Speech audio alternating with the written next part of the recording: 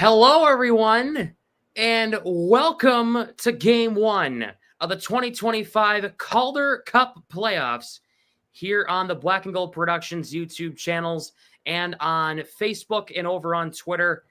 I am Sam Smith, joined here by Mark Allred. Mark, how you doing? What's up, Sam? Happy Hump Day, man, my man. Happy Hump Day. And Kenny Kaminsky's here. Kenny, how you doing? I'm doing great. How are you doing? I'm excited for Game 1 between the Springfield Thunderbirds and the Providence Bruins in a first-round best-of-3 series. Game 1 here tonight at the Amica Mutual Pavilion in Providence, Rhode Island. Let's take a look at your starting lineups. First of all, for the Springfield Thunderbirds, we've got Nikita Alexandrov, Matthew Pekka, and Matt Luff. We've got Zach Dean, Dalibor Dvorsky, and Corey Andonovsky. We've got Cale Kessie alongside Tanner Dickinson and Drew Collin. That's their forward core for Springfield. For the defensive side, Corey Schooneman with Hunter Skinner, Leo Loof, and Sam Johansson. We've got Michael Buckinger. Is that how you say it?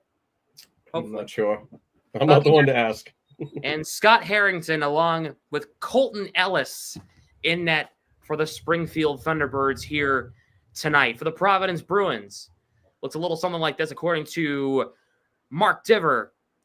Jeffrey VL, Patrick Brown, Tyler Pitlick, Matt Patra, Donzel Schmelis, and Vinny Lettieri, Fraser Minton, Riley Duran and Oliver Wallstrom, John Farinacci, Riley Tufte, and Fabian Lysell. Defensively, Mason Millman and Chris Ortiz, Frederick Brunet and Ian Mitchell, Daniil Missiol and Michael Callahan with Mikey DiPietro in net. Mark, what do you got for DiPietro here tonight? Yeah, DiPietro appeared in 40 games this year, and he's got a 2.05 goals against average and a .927 save percentage. He's got a 26-8-5 record in 4 shutouts. And currently on a 3-game winning streak going into this first playoff game at the AMP.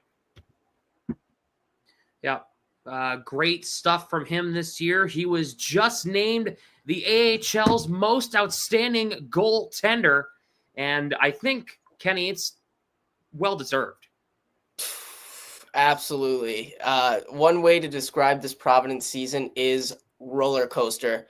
Despite Providence being a third-ranked team, they have had an up-and-down season. And fortunately, the ups have been very high, and the downs haven't been as bad. But there's one thing that you can always count on. You can count on him since the second game of the season. It was Michael DiPietro. He had an incredible season. He was top 5 to begin the year, and somehow he just kept getting better and better and better. And his confidence is just skyrocketing. He had that chance to go sit and back up one of the Boston games as well. Unbelievably proud of DiPietro and the way that he's been able to play this season. And I'm excited to see what he can do in the playoffs. Absolutely. As we are awaiting puck drop, we're about 10 minutes away from puck drop at the Amica Mutual Pavilion. Seeing this team live in person on Saturday, you can kind of tell they were ready. You can definitely tell this team was ready. A couple of changes from Saturday. Oliver Wallstrom's in for Joey Abate tonight. And, of course, Mason Millman is replacing Max Wanner here tonight. I'm very interested to see that fourth line of Farinacci, Tufte, and Lysell, because I kind of saw a little struggles on Saturday, especially with Fabian Lysell. Maybe it's him adjusting back to the AHL game. I don't know what the case was, but Mark, Lysell looked a little off on Saturday. Yeah, I mean, this is the growing pains of Fabian Lysell, to be honest with you. It's hit or miss, but what I've seen lately is a player that's really wanting it, but he's got to prove it down here too. This season's over. You still have something to fight for. The ones high above are still evaluating you, so and you're not a shoo-in for the NHL roster next year as of right now. So you really have to go and work hard and do what's done need to be done down there, and be a supportive member to your teammates on possibly winning a Calder Cup. Because I don't know, I kind of think that Providence is one of the top 3 or 4 teams that can really push for a championship this year. And Kenny, that Lushmelis, Patra, Lettieri line on Saturday was absolutely ridiculous. Pluses all around. That line was fantastic. Patra and Lettieri scoring a goal each. Lushmelis having another multi-point night. That line was just dynamite. Yeah, dynamite is a way to put it. Ridiculous. I mean, this line is connecting on all cylinders right now. Matt Patra is a fantastic player, and I think he's one of these 4A players at this point where the AHL might be a little bit too easy for him. Not saying that there's no value in it, but skill-wise in the offensive zone, it's a little bit difficult. And what we were seeing early on was when he was playing with other players, they kind of weren't expecting passes. They weren't expecting these fantastic plays, but Lushmelis, he is, and he's making fantastic plays of his own, and it's just been so fun to watch. Going back to something that you said, when you look at Divers, when you look at his lineup cards, it's not ranked like 1, 2, 3, 4. I saw a few people were upset that Lysell was on the 4th line, but that's just not how he does it. He just puts out the lines in any order. So this doesn't necessarily mean that Lysell is on the 4th line. And the 3rd line defense for Springfield is Michael Bushinger. I've heard his name called a few times. So this is going to be a good test for Providence. I'm excited to see what Lettieri could do on that line. I was shocked that they took Wahlstrom off of that line just because of how well Lushmelis and Patra were able to find him. He's just all over the ice. That guy could just rip it. But Lettieri, another guy that could rip it. So I'm not too upset about that. Unfortunately, if you look at the lineup, Georgi Merkulov not in it tonight. I don't know if you were going to mention that down the line, but it's would be a huge loss for most teams, but the depth on Providence right now is just so incredible that I don't know if it's going to play a factor, and Springfield would definitely not be my option. I would have much rather played Lehigh Valley, but I'm all for seeing adversity early in the playoffs, and I think that could be a benefit, as Mark has something to say right now. Yeah, per Mark Diver about 12 minutes ago, hearing some lingering hard feelings on Springfield's side over hit by Providence's Matt Patra at the end of the March 30th game that injured Mackenzie McEachran of the T-Birds. McEachran hasn't played since then. Looking for payback in a playoff game is risky, but it's something to keep an eye on. That's per Mark Diver. Very, very interesting. Definitely something to keep our eyes on. If you're watching, head over to the YouTube channel and make sure to join the conversation. We want to hear you throughout the night on what's going on. We are in a situation where, we'll talk about it during the first intermission, but the front office came out and had a big press conference today and up in Boston. We had Sweeney, Neely, and Jacobs in front of the media. They were getting grilled for about an hour, all about the season and everything and what their plans are for the future. The plans are for the future right now. The plans of the future is they're about to do the opening intro now. The plans for the future are the team that's about to come on the ice and play against the Springfield Thunderbirds tonight. That looks like your future for the most part. Your guys that are closest to the NHL level that are in your future. Guys like Fraser Minton, Matt Patra if he's not traded, John Farinacci, Frederick Brunet, Michael Callahan, DiPietro if he re-signs. Those guys are your future. Lysell. Throw Lysell in there. Yeah, for sure. If he can get it between his ears and put it together, I'm telling you, he's going to be a really good player. It's just these are the growing pains of prospects these days. Yeah, absolutely. As we were approaching puck drop, they're doing the opening intro now. They're doing a flashback to the 99 playoffs. That's cool. Yeah. Cool.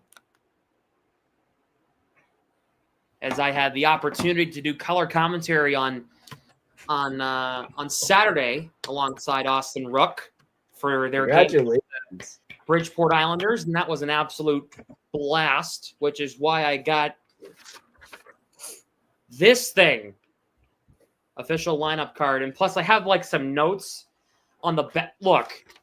Look at this. Look at all these notes that I have on the back of like awards and scoring. And that's a true professional. Yeah. And I'm sure right beside you, Austin Rook had pretty much the same thing, if not more. He had a lot more than I did. That's somebody to learn from, my man. Austin's a great guy, and he's been doing a killer job down in Providence on the Flow Hockey live stream or live stream.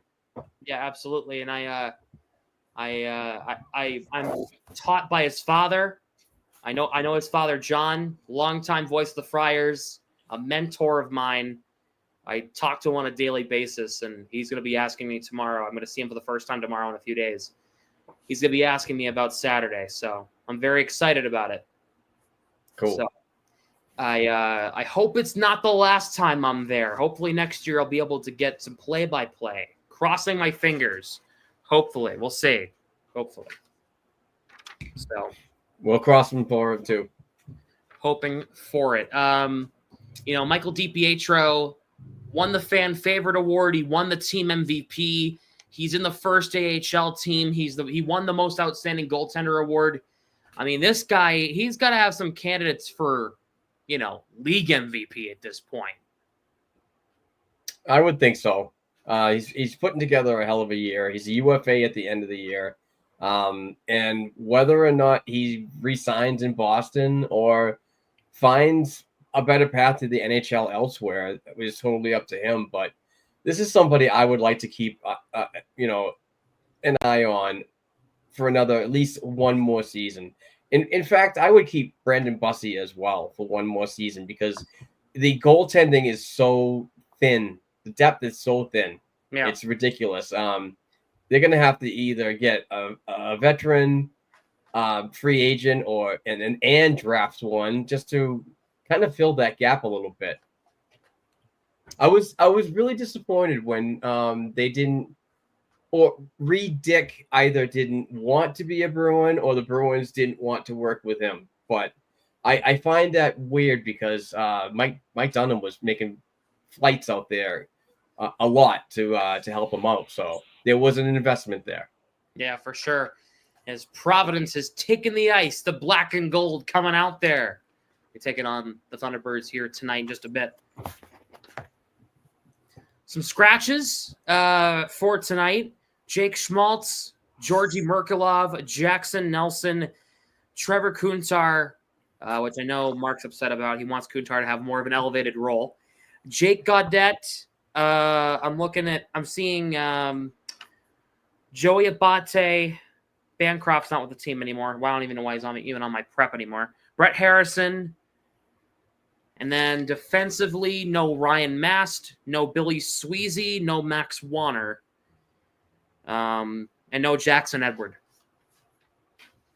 Yeah, Trevor Kuntar scratched for the second straight game, and this a playoff game where I'm always like, you need players like him in a lineup, regardless if it's the AHL or the NHL.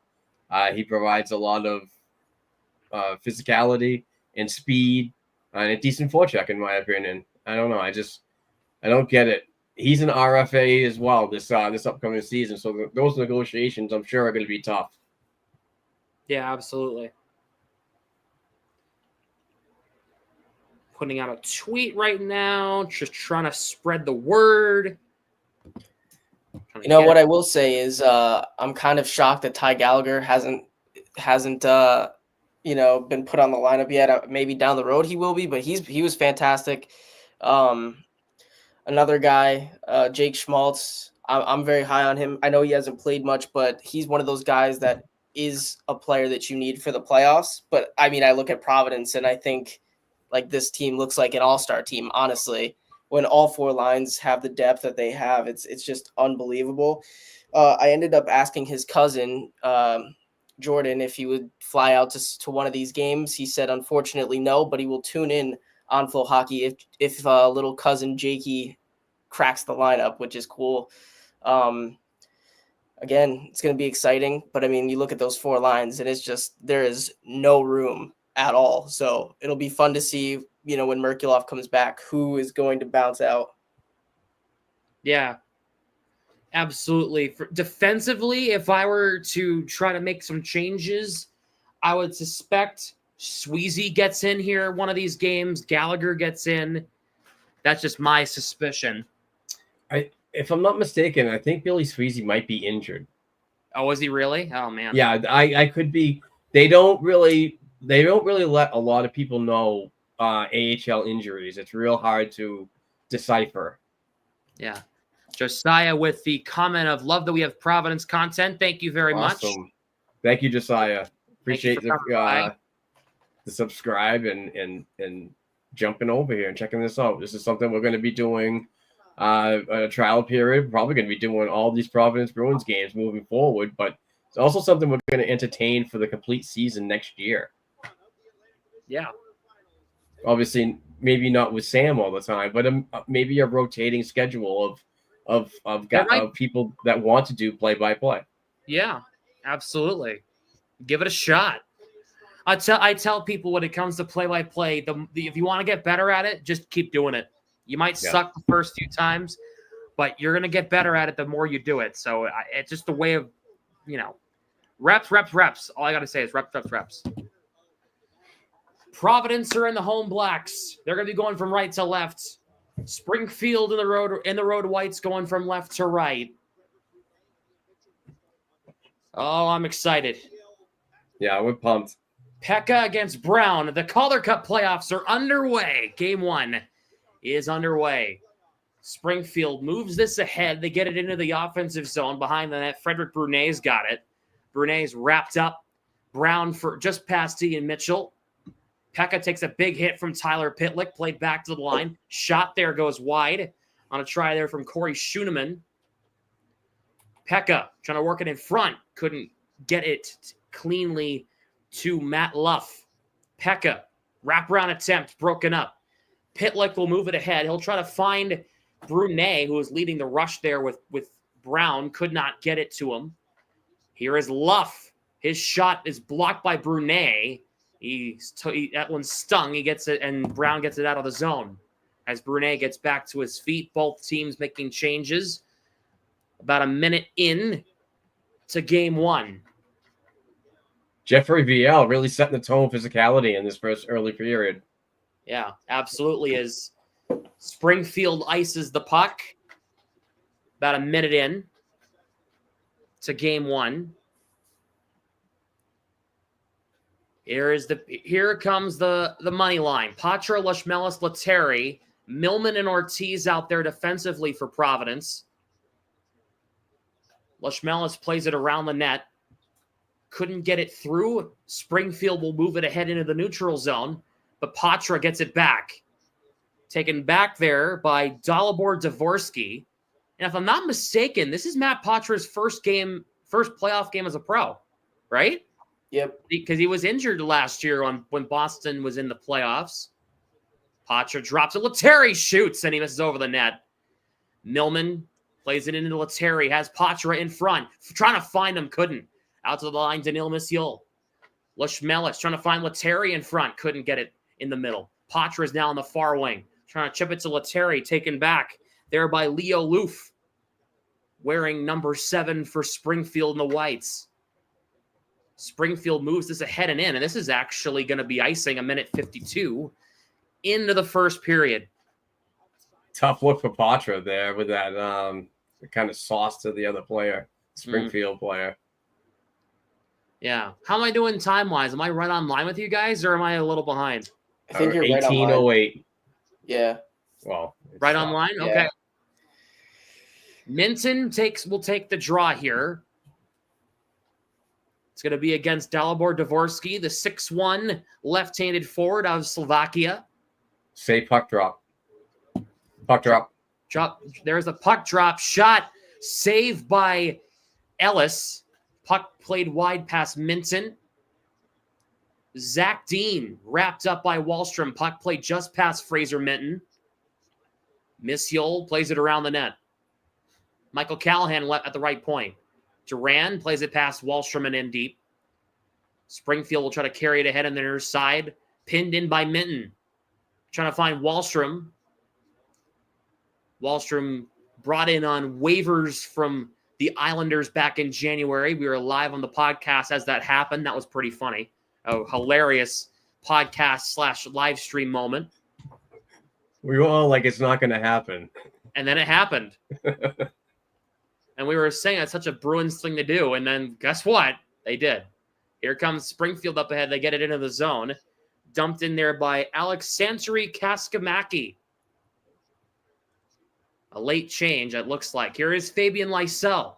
Lysell stops up. Tufte shoots. It's blocked. Rebound. Mitchell was in front of the net. Mitchell knocks down the dump out attempt. Springfield gets it out on a chip. Bruins get it back, though. Mitchell ahead for Tufte. Lysell on the far wing. Cuts to the inside. Tufte put it wide of the net. Wow. Springfield gets it out of the zone. Lysell blows an edge. Brown's got it. Crosses the line. Shoots, and it goes wide. Rebound in front. And it's still available. VL's got it. VL to the line. Shot there by Ortiz. Misses wide. Millman pinches into the corner. VL has Brown on the slot. Couldn't connect with him. A nice check there by Hunter Skinner. Hunter Skinner looks huge. Oh, my God. He is 6'3". There's a chance here. A shot saved by DiPietro. Chance in the slot for Springfield. Luff enters the zone for Springfield near side. Chance in front. Shot goes wide, but DiPietro gets the carom back and he covers it up a few minutes into the first. Hey, has anybody else noticed that there's a lot of players just falling down? Like, is the ice, like, really bad or something? It is a warm day in New England. I want to point out that it's about 72 down in Providence. All I'm saying is I just witnessed a Springfield player during the face-off just fall. Now, that is a thing that happens. I hate you. What? Nothing. Oh, what I said? Oh, yeah. Yeah. I guess I'm a dick. Anyway. It's all right. Don't worry. Center's in front for Lettieri. Couldn't get it through to him. And now the Thunderbirds trying to move it ahead, but Patra forces a turnover. Patra spinning back. Patra, Lushmelis has Lettieri in the bumper. Can't get it through to him. He got tied up there by a Springfield defender. They'll move it ahead. It's Nikita Alexandrov. Gets it into the neutral zone. Providence will get change. We'll make some changes. Missiel dumps in cross corner from the neutral zone. Duran to the line. Callahan, Missiel. Minton shoots a knuckler, and it's caught by Colton Ellis. And he'll make the stop. 15 minutes to go in the first. I was talking to Austin Rook on the way in, and he does say that the ice in Providence does kind of like, when it gets warm, it kind of gets like the old Boston Garden. Okay. In the sense of like, it gets a little choppy. All right, that makes sense. He was saying that because he didn't know what to expect because it was 80 degrees on Saturday for their game against Bridgeport. It was really warm out, and he was hoping the ice conditions would hold up, and they looked fine for the most part. Springfield will try to carry it ahead. Kept in by Minton. Wallstrom trying to take a shot, and he goes for a big tumble instead. A swing and a miss on that shot. Callahan plays it around for Missiel in the near side corner. Callahan gets the return feed. Wallstrom. Missiel up ahead. Providence trying to get it in the zone. They do. They play it around the net. Springfield will move it ahead. It comes to the stick of Cale Kessie. Chance here for Hunter Skinner, and he whiffed on it, shot it way wide. Wow. That was a that was a horrible shot attempt there by Hunter Skinner. Minton trying to poke it out, can't shot, gets deflected wide. Here is Brunet. Around for Ian Mitchell. Diagonal pass for John Farinacci. He'll get it in the zone for Providence. Tufte tied up. Farinacci in front, myself available. Tufte saved by Ellis. Oh, wow. Tufte was right there. But Colton Ellis makes a great glove save on Tufte. Really good pressure there by the Bees. Oh, man. And it looks like they're gonna go to a TV timeout. It's around that time where they would in Providence. Being there, I know how that works now when they go to TV timeout in Providence. You can kind of tell based off the fact they pan the camera to center ice. I wonder if they're going to start showing. Oh, yep, there's the fans. There's fan cam. Yeah. Just so you guys know, a little insider's perspective. If you're watching on Flow right now, if you're watching along with us on Flow, the feed they show is what you see on the Jumbotron in Amica Mutual Pavilion. If you haven't figured that out yet, that is a thing. They just show the same thing they show on the Tron. For the most part. I guarantee the crowd's not seeing them shovel the ice in the corner, but for the most part, they will cut to what the Jumbotron's showing in the arena. A lot of AHL teams do that. Hartford does it. Wilkes-Barre Scranton does it. Cleveland does it. Yeah, a lot of them do it. It's a huge pain in the ass because when they pan into the penalty box to see, view the player in there, that's what you're seeing on Flow Hockey, and you're probably missing a goal. They do that where it's like a couple second cut of them in the arena in the box. So Farinacci will take the draw for Providence. He's waved out of the face-off, so it's not going to be him. Fabian Lysell going to step into the face-off dot. Wins the draw, one back. Ortiz. Fun fact about random camera cut. Millman in front, trying to center it for Farinacci. Couldn't get it to him. Providence gets it into the zone. Springfield gets it into the zone. Shots are 4-2 Providence. Turnover here. Chance of backhand. They score. Zach Dean in Springfield has the early lead. That sucked. 1-0 Springfield at the 6:32 mark. Zach Dean with the goal, Kenny. Yeah, and I'd like to remind everybody that this is a 3-game series. You can't really afford to make mistakes in this series at all. And if you're Providence, you don't want to lose game one. You don't want to lose game one and then have to travel to Springfield and then hope to get a game back at home. Every game is must win in a 3-game series. And unfortunately, it was just a mistake there, and they took advantage. So Patra wins the draw at center. Yeah, so the Thunderbirds take a 1-0 lead on a goal for Zach Dean. Lashmelis gets the puck. Wraparound attempt broken up in front. Springfield will get this out into the neutral zone.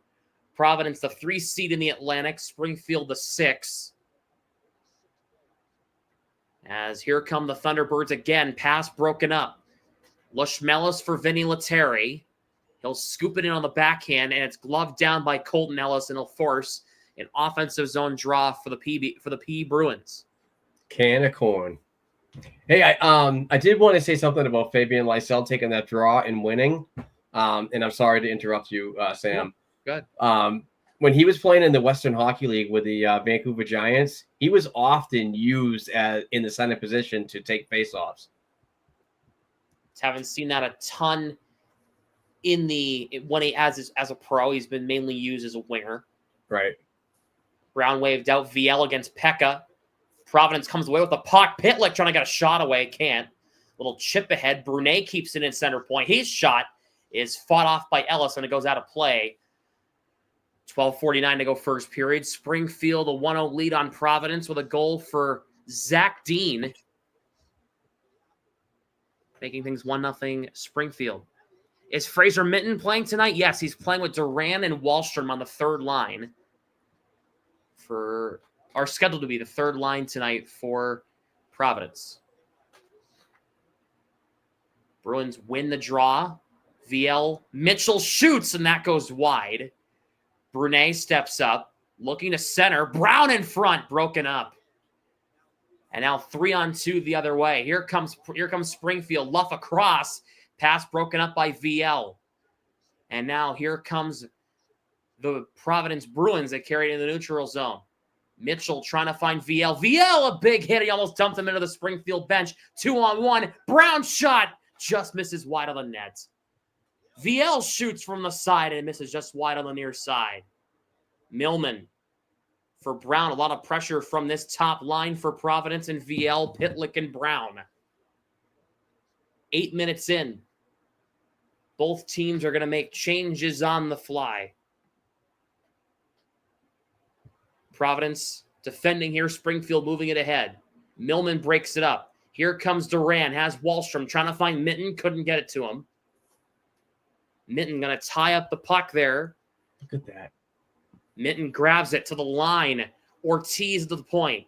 Minton's got it out top. Fires a shot. Gets blocked. Forced out of the zone. Ortiz will get it back in. Duran and Minton tied up. Springfield trying to force this out. Held in by Missiol. Minton battling at the end of a shift. Couldn't hold it in. Providence will have to regroup in their own zone. It's Tufty. Missiol for Michael Callahan. Moved ahead to Flexen off Lysell. Tufty bumped. Off the puck. Tied up there. It's taken there by Zach Dean. Providence forces it back towards Ellis. Forecheck from Farinacci. Moved ahead. Springfield trying to advance this ahead. It looks like it's going to be icing against Springfield, and it is.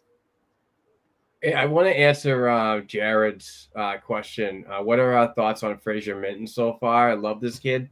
If you were able, Jared, to watch just a shift or two ago when he was just along the boards and in a board battle, and like literally dug it out to get to look out front for people to come in layers for scoring opportunities. And I think did you guys hear me say, look at that? Yeah. That's exactly when I was saying. I was like, oh my God, that's what we need to see. Yep, absolutely. As Providence has trying to move it ahead, but Springfield will get it back into the offensive zone. Brunet, Mitchell for Lashmelis trying to deflect it out. Gets pinned in just inside the line. Lashmelis forces it out of the zone. And now Springfield will have to regroup.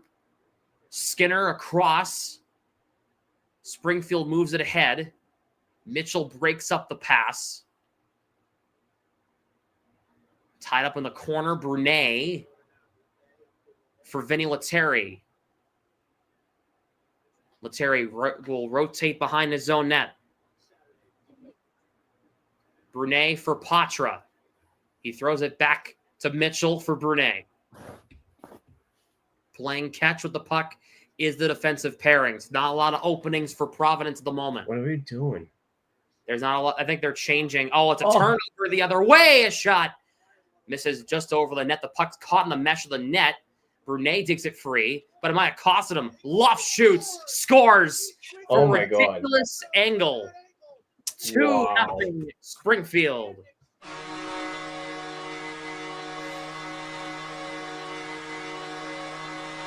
Oh my goodness. That was terrible. Brunet and Mitchell were caught just playing catch, and they turn it over, and it forces a goal the other way, Kenny. Oh, it's just an ugly start. Ugly start. Defensively, it's been bad. Offensively, it hasn't been that bad. I've been impressed with how Providence has been able to maintain their pressure, but man, this is not the way you want to start in the playoffs. And like I said, this is not a game you want to lose either. Not at all. As Providence gets this into the zone, Springfield gets it into the zone. Wallstrom ahead for Duran. Here comes Duran. He's got it on the near wing. Centers across. Wallstrom. He just misses over the net. Wallstrom almost had the response there. Wow. TV timeout. Not the start Providence was looking for. Yeah, but it's not like they're not getting their opportunities either. They are seeking each other out for, and it's good. It's decent passing and so on. It's just got to tighten up and finish. Got to get it past this goaltender. The sad part about this game right now is I kind of knew it was going to be tight like this. I know that Springfield has a 2-0 lead, but these two teams are Atlantic Division rivals. They play each other like 12 freaking times a season. And when you look at the numbers and so on, the win-loss between both of them is pretty much like 500. And when you think about the scoring opportunities, Providence leads 32-30. So these teams are really, really tight. Adam McQuaid is actually behind the bench for Providence tonight, according to Mark Dever. A lot of Bruins front office guys there tonight. Sweeney is there, as usual. I wouldn't be surprised if Zdeno Chara is in the box up there as well. He was seen per Mark Dever at practice earlier this week. Would not be shocked if Cam Neely is there either. Is Mujanel back on the bench, or is he still? I believe he's still away with a family matter. Oh, I haven't seen or heard anything back saying that he's back. Yeah. Springfield wins the draw. They'll move it ahead. It's a 3-on-2. Chance in front. DiPietro catches that one on a knuckler from the corner.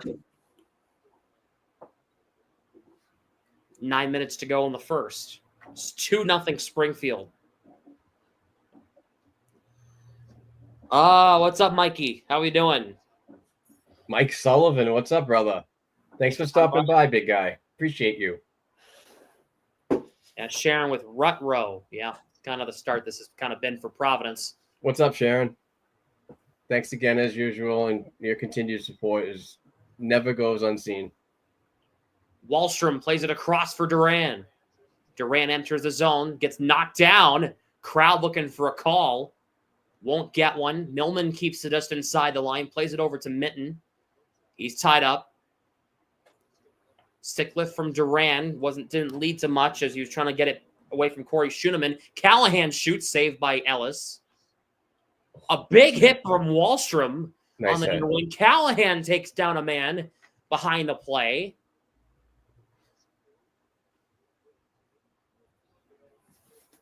And Monsieur will have it. Has it behind his own net. Providence making changes. The power trio comes out. Lashmelis, Patra, Lettieri. Callahan tied up. Forced back into the Providence end. Monsieur can't get it out. Another turnover defensively for Providence. They got to tighten that up. Callahan wrapped up there. Patra left the puck behind. Gets it to Callahan. For Monsieur, they got to break this puck out. There you go. They get out of the zone. Lashmelis in the neutral zone. He's tied up there by a Springfield defender. That was Scott Harrington, former Carolina Hurricane, if my memory serves me right. Used to be a Hurricanes defenseman. Brunet. Lettieri chips it ahead. There is no one there. He just got that out of the zone. Brown, a huge green light hit behind. That was awesome. A shot from the line there goes wide on a shot there from Samuel Johansson. Here is Brunet for Pitlick. He chips it into the offensive zone. We'll get there first on the forecheck. Gets knocked into the boards hard. VL to Millman left point. His shot gets blocked in traffic. Where is the faithful clip if you need it? Shoot the puck. And I'll tee that up for you. Springfield gets it in the zone. It's dumped in there by Alexandri Kaskamaski. Nailed it. Guaranteed I did not. VL tied up there by Michael Bushinger. Pekka in there as well. In comes Lysell. Big scrum for the puck in behind the net. Pekka comes away with it. Puck comes to Luff. Flipped ahead and out. Providence trying to advance this puck. It gets forced back to Monsieur. It's dumped in. Tufty first on it. Trying to work it free. Could not cleanly. Monsieur. Oh, plays it badly. Luff takes a penalty. It's going to be on Missiol. I was going to compliment him on his flow, too. Damn it. Daniil Missiol going to go to the box. Looks like it might be a trip, and it is.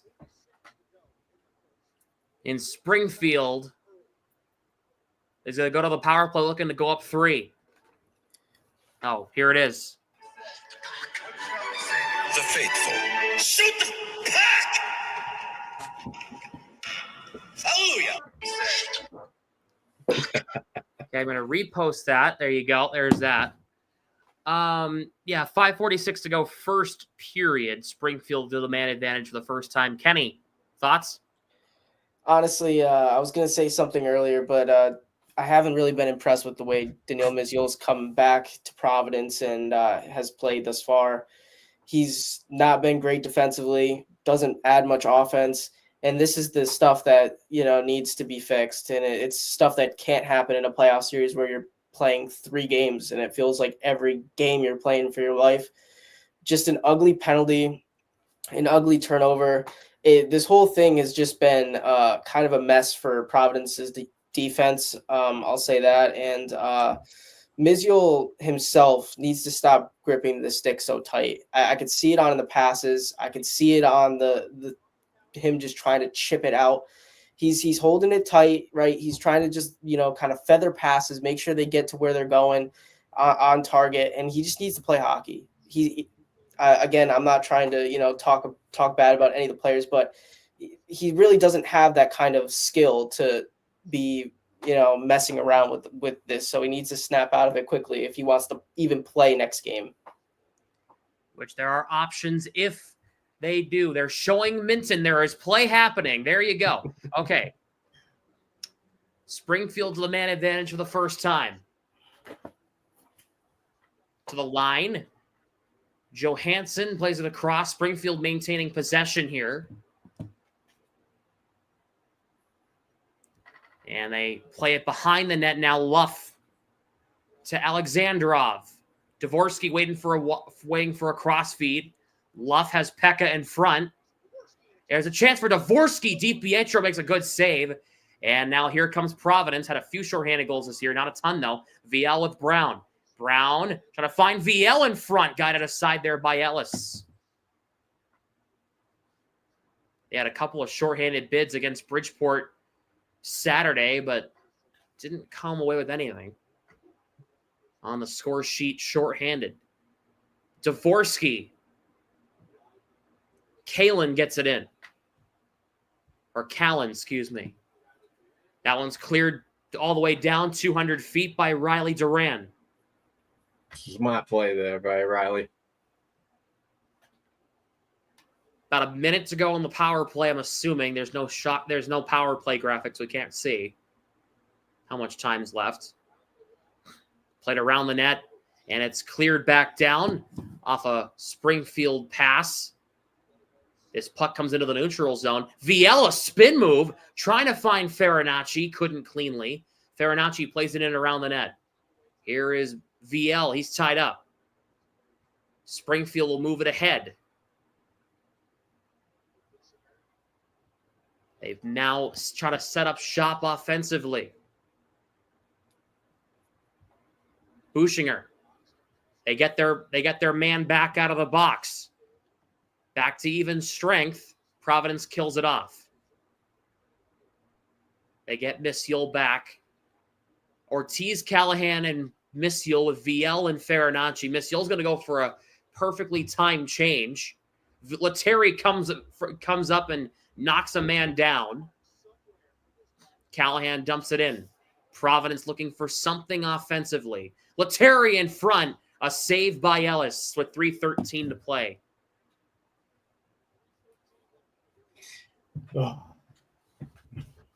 Something's got to give here. Yeah. Hopefully there's a stern talking to between periods, because there's signs that Providence could be very offensive, and there's also just really bad mistakes on away from the puck and on the defensive side of it. Pekka wins a draw against Patra. Springfield will get this 200 feet down. This will not be icing as the puck died right before the red line. This is going to be icing against Providence, however, with 2:58 to play. So I'm looking through X right now, and it looks like there might be a lot of Boston media that made it down south. Joe Haggerty is in the house. Obviously, Mark Tiv is there. So not only you're going to be playing in front of brass and management members, but you're also playing in front of a big contingent of Boston media that's going to be criticizing. Skinner's shot misses wide of the net.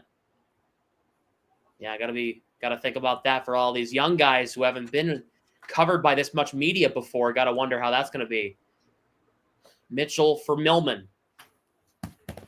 In the middle, turnover by Millman. Chance here. A shot there and a save by DiPietro on a shot there from Corey Andonovsky.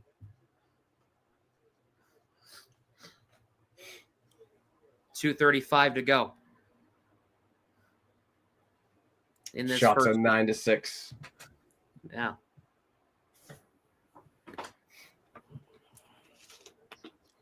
Providence will have an own zone draw. It'll be Brown taking this draw here against Callan.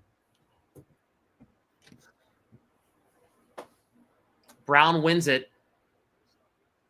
They get it out of the zone. And Providence will have to play a little defense as Springfield has possession. 2.5 to go in the first.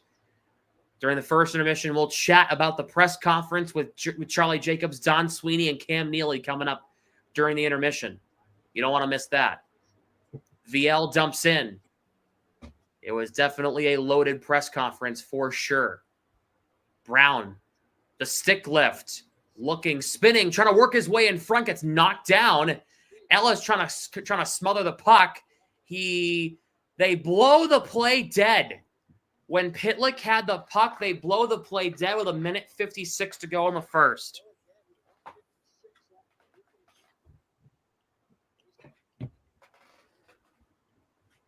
I'm not sure why they stopped play, but they did.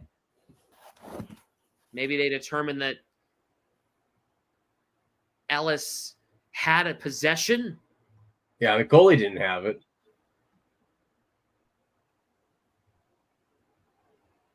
I don't know. Mitten, Duran, Wallstrom out there for Providence. Mitten will take this draw and win it, but Springfield gets possession off a stick lift there from Andonovsky. He lifted Wallstrom's stick.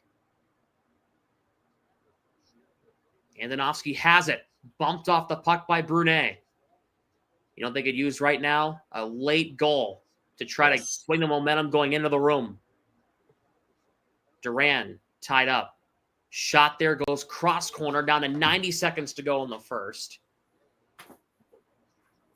Brunet tied up there by Andonovsky. Mitchell, Duran, weak pass kept in by Springfield. Pass gets broken up by Andonovsky. Duran bumps him. Played around the net, kept in at the line by Bushinger. Andonovsky gets it back. The feed intercepted there by Mitten. Ahead for Duran, back to about a minute to go. Duran plays it around the net. Andonovsky bumped off Wallstrom off the puck. Providence will go for a change under a minute to go. Providence in their own zone has not been strong so far in the first 20 minutes. Brown trying to move it to Pitlick. Couldn't. Down to 30 seconds. Deflected into the Providence end just to the right of DiPietro. Millman for Pitlick. For Brown, down to 20. VL for Brown, spinning to the line. Millman couldn't keep it just inside the line. It was a bad bounce for him. Chris Ortiz dumps in. 10 seconds. Trying to force a turnover is Brown. Puck comes in front, and Springfield will get this away. Shot from Millman is gloved down, and that is going to do it for the first period. Springfield leads 2-0, and that was, Kenny, not a pretty first period from Providence. Yeah, it was definitely ugly on the defensive side. The offensive side has been able to get chances, but like I said, I'm gonna keep saying it. In a 3-game series, you need to limit your mistakes and you need to capitalize on the other team's mistakes. And Springfield's been able to do that for against Providence so far, and Providence hasn't been able to do that against Springfield. Colton Ellis is a great goalie, and he's kind of had the Bruins number this season, so it'll be interesting to see if they can finally crack him a little bit. But oh man, just ugly, and it seems like we're seeing the ugliness out of just kind of the same players, and we're seeing playoff tenacity out of the same players. I mean, Patrick Brown throwing it around, and then getting in deep and making good plays, and obviously we want to see more out of that line of Lach Mellis, Patra, and Letary, but it's just it's hard to say right now. First period was not a great one. Yeah, 100%. Mark, want to hop in with that? Yeah, I just want to talk about what you mentioned towards the end of the period about being bad in their own zone, and that's something that they were doing a lot, obviously, in the beginning of the year, because they were just it was a tough team to get any chemistry or any trend going, but that back end has pretty much, and the goaltending, of course, has pretty much been the catalyst of their second half turnover and staying higher up in the line in the Atlantic Division to be here in the playoffs. And that's obviously something that's concerning in this opening frame, because if you can't defend in your own zone, you're not going to be in this series very long. Absolutely not. First intermission here in this one. Springfield 2-0 lead on Providence. Goals for Matt Luff and Zach Dean for Springfield. Let's take a look here. So let's talk about it. We're in the first intermission. Let's talk about it because it happened today. And, not sure when the next time we're going to have a Black and Gold Hockey podcast. Not really sure because of the Providence Bruins playoff run. So let's talk about it right here. Don Sweeney, Cam Neely, and Charlie Jacobs faced the media today in their end-of-season press conference, and I have some notes that I posted to my Instagram story about the press conference throughout the day. Some quotes, just some notes, okay? Charlie Jacobs started us off apologizing to fans for the season that they had. Takes accountability and says, quote, "We owe you a better team." He said the results were unacceptable, but then he said the thing that's going to piss off a lot of Bruins fans. He said that Cam Neely and Don Sweeney are in the right spot to bring a Stanley Cup back to Boston. Mark, what are your thoughts on Charlie Jacobs' opening comments? He just trolled Boston so bad. He trolled Boston so bad. Listen, you know what? If your boss feels good about an employee, I really can't argue with it. Has Don Sweeney, Cam Neely, and scouting made mistakes? Yes, but everybody has throughout the league. It's not a perfect system. It's always one that's in flux and looking to change because the game's always evolving.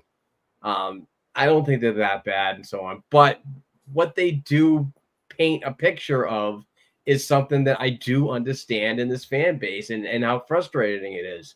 So, but I am kind of thinking that I like what Charlie Jacobs said about the playoffs. We're going to get to that. Yeah, he had some interesting quotes. Carried over to Don Sweeney. Sweeney spoke. He said he accepted responsibility for frustration from fans, which is very good to hear that he hears the noise. He says at the trade deadline, he, quote, reset to deepen the prospect pool, which, with all due respect, of course you did. You traded everybody away. You traded everyone, so of course you did. He mentioned he has opened a coaching search in path back to greatness. That was the words that I got out of that. That was the quote he had. Joe Sacco is a part of that search, and he's also looking to grow his scoring at the deadline. Kenny, what are your thoughts on those notes from Don Sweeney's opening statement? I mean, just to go further, Don Sweeney talking about, kind of the criteria and what they're expecting, and it's all good things. It's all things that I've been saying for a while need to change. They need to have a willingness to allow players to grow, especially the young players. And I'm excited to see where this takes them, and I'm glad that he called that out and said that by what he's been doing later in the season. Something he said about the prospects coming up and being ready, but then he's talked about Lysell, which I kind of laughed at because honestly I didn't think Lysell was ready when he was called, but Lysell played well anyways, so I guess it's a good thing, and I'm happy for him, and I hope that he can play well down here. Like I said, going further, Don Sweeney talked about the criteria, and I don't know if he's going to be looking at the AHL coaches. He says having NHL experience is very high on their list there. Obviously, he's not going to limit it to that, but that's something that's big. So our guy in Providence, Coach Mougenel, probably not going to be on that list, unfortunately, but you could kind of expect that with the franchise that Boston has. They could attract some of the best coaches for sure. And I'm excited to see where they go with this, and I'm excited to see how it's going to affect what's going on in Providence and how these guys kind of get called up and play. Don Sweeney said that special teams and goaltending was not good enough this year, and that the defense wasn't great even with or without the injuries. That was a really interesting note that I got out of that.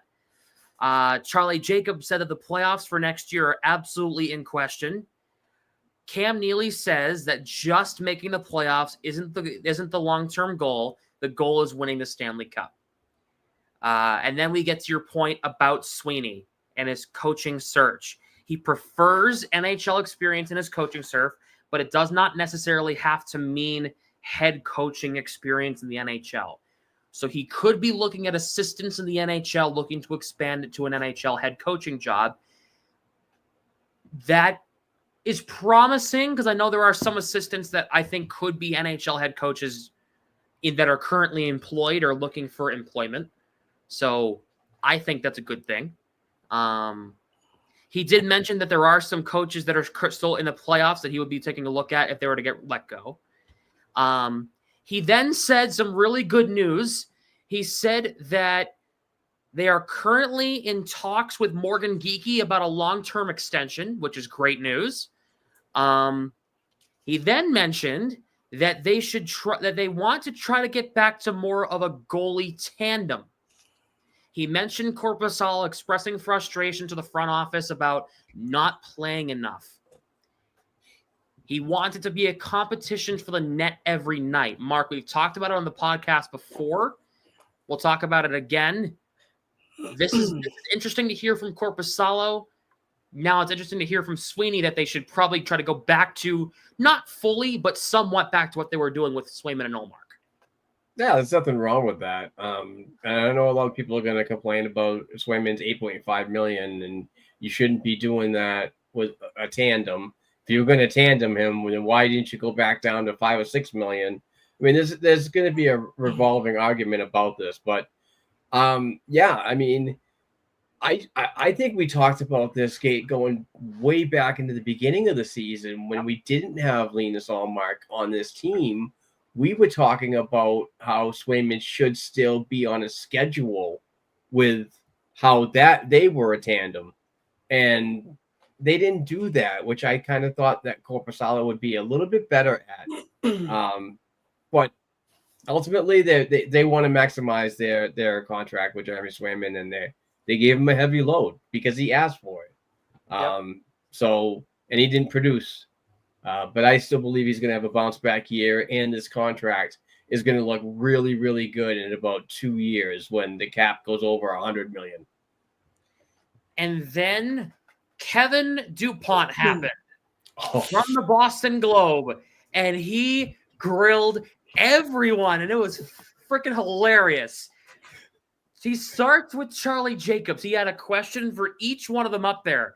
He asked about the ticket prices for season ticket holders and how they were going up 4% from this season to next, and and he added on the 9% from 2 years ago to this season. He said, are you willing to take down the prices to take away the 4% because of the performance on the ice? And Jacobs was stunned. He couldn't believe somebody asked him about that. It was hilarious. And then he said no. And he did give a reason. It wasn't just because he's a greedy, money-hoarding bastard, okay? It's not because of that. He said he's got to pay the vendors. He's got to pay the garden staff. He's got to pay this. He's got to pay that. He's got to pay the employees. 50% of the income that comes in from the fans goes back to the players, and that's some sort of agreement that they have. I never knew that existed, but I guess that's a thing. CBA. Is that a CBA agreement? Did not know that. I don't really know a lot about that stuff. That's not my forte. But the fact was asked. The fact Kevin Paul DuPont from the Boston Globe had the balls to ask that question, mad respect. I got to say it, mad respect. The fact that he asked the card hitting questions, I respect the hell out of that. That is funny. He then asked Cam Neely about the drafting, and Neely got hot. He got defensive really quick. He pretty much asked if he was satisfied with the way the draft picks in recent years have developed under Sweeney and Neely's tandem. And Neely asked, what's your definition of development? Got a little heated. He got defensive really quick. They were pretty much on the defense the entire press conference, which made it even more of a shit show. But he said that he's not satisfied with all the draft picks that have been made and not satisfied with all the development. But he says it's not as bad as people make it out to be, which he's right. People make it seem like Sweeney is the worst drafter in the history of the NHL. He's not. Obviously, he's not. He pretty much said he was asked about the 2015 draft. He pretty much told fans to get over it. And he's right. He was absolutely right. And Mark's smiling. Mark, what are your thoughts on Neely? What's that about? Yeah, I mean, man, it's so hard to decipher them when they go up there and do these press conferences because they say one thing and then the opposite happens and so on. And I respect them. I respect them as business people. I respect them because we cover the team and we have credentials via the organization. And yep. But yeah, it's just the optics. It's just so really tough for fans to latch on to. I just hope it's going to get better, and I hope that their vision is something that comes true because I really want to see a quick turnaround because this fan base is absolutely on fire right now, running through town, trying to find a puddle to jump in. You put out a hilarious GIF earlier today right after the press conference, and it was of the riot. I said there seems to be a small gathering going outside TD Garden right now, and I didn't think that. But the pitchforks and torches were out. It was fantastic. By the way, folks, it gets better. Kevin then asked John Sweeney if he thinks his investment of Zadorov and Lindholm has worked out for the first year. Really good questions here, okay? My journalistic integrity has gone up because of the questions he asked, okay? He says that Lindholm's numbers obviously weren't up to par for what they were looking for. And he said Zadorov took a lot of penalties. So pretty much I summed it up as they underperformed. That's what I summed it up as, that they underperformed according to Sweeney's expectations. Looking for a little bit more coming up next season from Lindholm and Zadorov. He was then asked about the firing of Jim Montgomery. He was asked if he has any regrets. He says he had no regrets with the way he handled the firing of Jim Montgomery. Kenny? Well, this press conference was I was kind of on the edge of my seat watching it, which I don't get too excited for press conferences, but I'll tell you what, like I was sitting and I was watching and I was eating and I was like, this is awesome. This is absolute cinema. Shout out to everybody who was there because they did a fantastic job and everybody asked hard-hitting questions. Nobody held back. Kevin Paul DuPont. Oh my gosh, dude. Can we get that guy a mic year round, please? Please. We got to get him on the pod. Oh my gosh. Unbelievable questions. But to be fair, I hate, putting this out there. I know a lot of people don't like Neely and Sweeney, but I honestly like that they're going to be, taking this ahead. They obviously have a plan. I'd like to see them, I'd like to see it work out. And get your popcorn ready because popcorn, anyone? Popcorn? I have movie theater, but that's the best kind. But I'll be cooking that probably the next time they have one of these stupid press conferences. He says then somebody asked about Don Sweeney's contract, and Sweeney jumped in and said, "Hey, I'll source yourself. Yeah, this is the last deal of my contract." Then Tam Neely was asked if he will he then said he will figure out if an extension of Sweeney will happen or not. He left it at that, which that's interesting. That's the first time I've heard him use that expression, that they'll figure it out. Okay. He was then asked about the coaching search. Sweeney said he wants to have a coach in place by free agency, ideally, which I would want as one as well. I want answers rather quickly. He then said that Pavel Zacha and Johnny Beecher might need small procedures. Zacha's already getting one. Pasternak, Elias Lindholm, Andrew Peak, Mason Lohrei, and Jeremy Swayman are going to go play in the men's worlds. And that Charlie Jacobs ended the press conference. Well, actually, did he end the press conference? He might have. Oh, yeah. He ended the press conference with, he wants the playoffs. Well, I guess they're a playoff team again, huh? And then I ended it to wrap the press conference. Here is one expression that I use to describe it. Dumpster fire. That was the press conference, everybody. There it was. Oh. And that took up the entire intermission. Yeah. But real quick, did you really expect anything less? Because I was getting DMs of like, something's happening today. I'm like, what are you talking about? They're like, oh, somebody in management's going down. It's like, no, they do this every year. This is an annual press conference that they do at the end of every season. It's not because somebody's getting fired. Yeah. Eamon's right here. Hey, that they tried to suggest arena staff was the reason they had to increase ticket prices. Laughably untrue. With all due respect, that's not a good answer. That's not a good enough answer for your customers, in my opinion. Well, I'm not Sam, a fan. I mean, I feel so bad for this guy. I mean, I'm sure you do too. 2 kids that are going through college right now, broke as hell. Like, I'm sure we feel so bad about, inflation, and he has to pay arena staff. Oh gosh. What a tough life he has, honestly. But yeah, not a great excuse. No, I'm not buying it. And I don't think any of you should buy it either. Well, that got us to the entire intermission. The second period's going to start. Did Providence get a talking to in the room? Let's find out. Second period is officially underway. Brown and Pekka wins a draw for Springfield. And the shots were 10-6 Providence through 1. As Providence gets it in the offensive zone.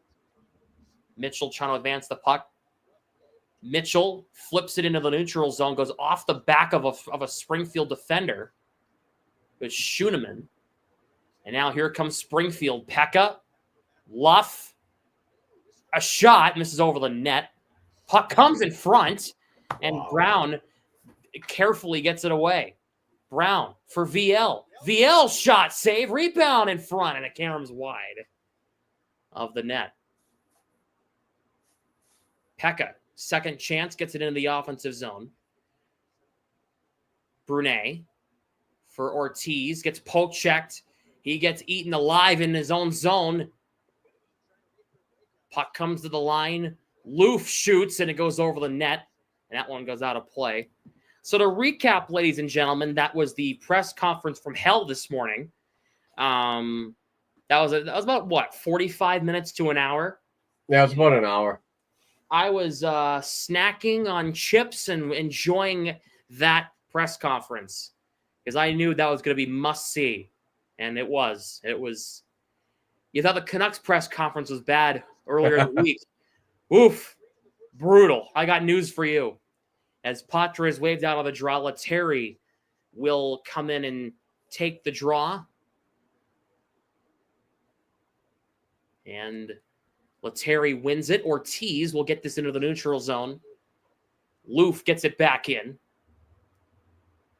DiPietro plays it aside. It's taken back there by Springfield.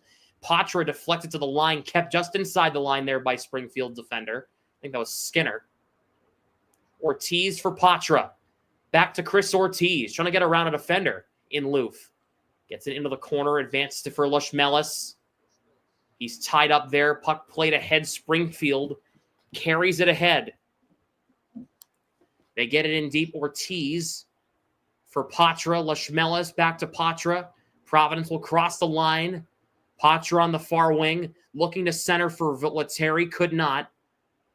Lettieri plays it around the net. Nobody there. Patra and Lushmelis ahead behind the puck. Loof ahead. He'll find his man in Dvorsky. Shot saved by DiPietro. 2 minutes into the second. What's going on, Lava? So I'll say one advantage of actually going to the games and watching is you can kind of hear some of the communication on ice. And we saw it again where two defenders for Providence just kind of let Springfield kind of get into the zone there. It's just right now it's tough for Providence because they have a ton of players coming back down. So they're trying to get back in the lineup. A lot of guys are playing with players they may have never played with before. New faces in the locker room for some people. And you're kind of seeing the struggle right now. Here is Lysell up top. Shoots. And that puck goes out of play off a deflection. I saw Marcus broken out the back scratcher. Yeah. I'll tee you one up. There's a really funny thing. So there's a thing where you can actually, if you can't reach your back while showering, a back scratcher, but it's a loofah. Nice. Complete. Okay, I know this is completely random, has nothing to do with anything. Get it? Yeah, it's great. How random that's in your room and not in your bathroom. Well, I'm in a dorm room. I have a communal bathroom. It's right across the way. I know. Unfortunately. But it's very helpful when needed. Providence is going to the power play here, it looks like. I'm seeing only 4 skaters for Springfield, 5 for Providence. I'll check what happened, but I think Providence is going to go to the man advantage here. Brown, Lushmelis, Patra with Mitchell and Lettieri. And, okay, yep, there's a random Springfield shot in the box. Yep. It was, it's Bushringer in the box, correct? Yeah, for a double minor high sticking 4 minutes. 4-minute power play. Brutal. Bruins got to set up shop here, and they can't. Pekka moves it across, and it's going to be Schoeneman who advances it down the ice. Back behind the Bruins net, Ian Mitchell. It's a 4-minute high sticking penalty on Bushringer. Patra dumps in around the net. Lushmelis. Brown blows an edge. And now here comes Springfield shorthanded. Shot there from Mick Ring, just misses wide of the net. Or Mick Ging, just misses wide of the net. Mitchell. Providence has got to set up shop in the offensive zone here. They can't just be sitting back anymore. They're down 2 in a playoff game. They got to push this puck. Mitchell for Tufte. Gets it across the line. Wahlstrom, Tufte and alone, hit the post. Where's the puck? It stays out. They score. Oliver Wahlstrom. Providence within 1.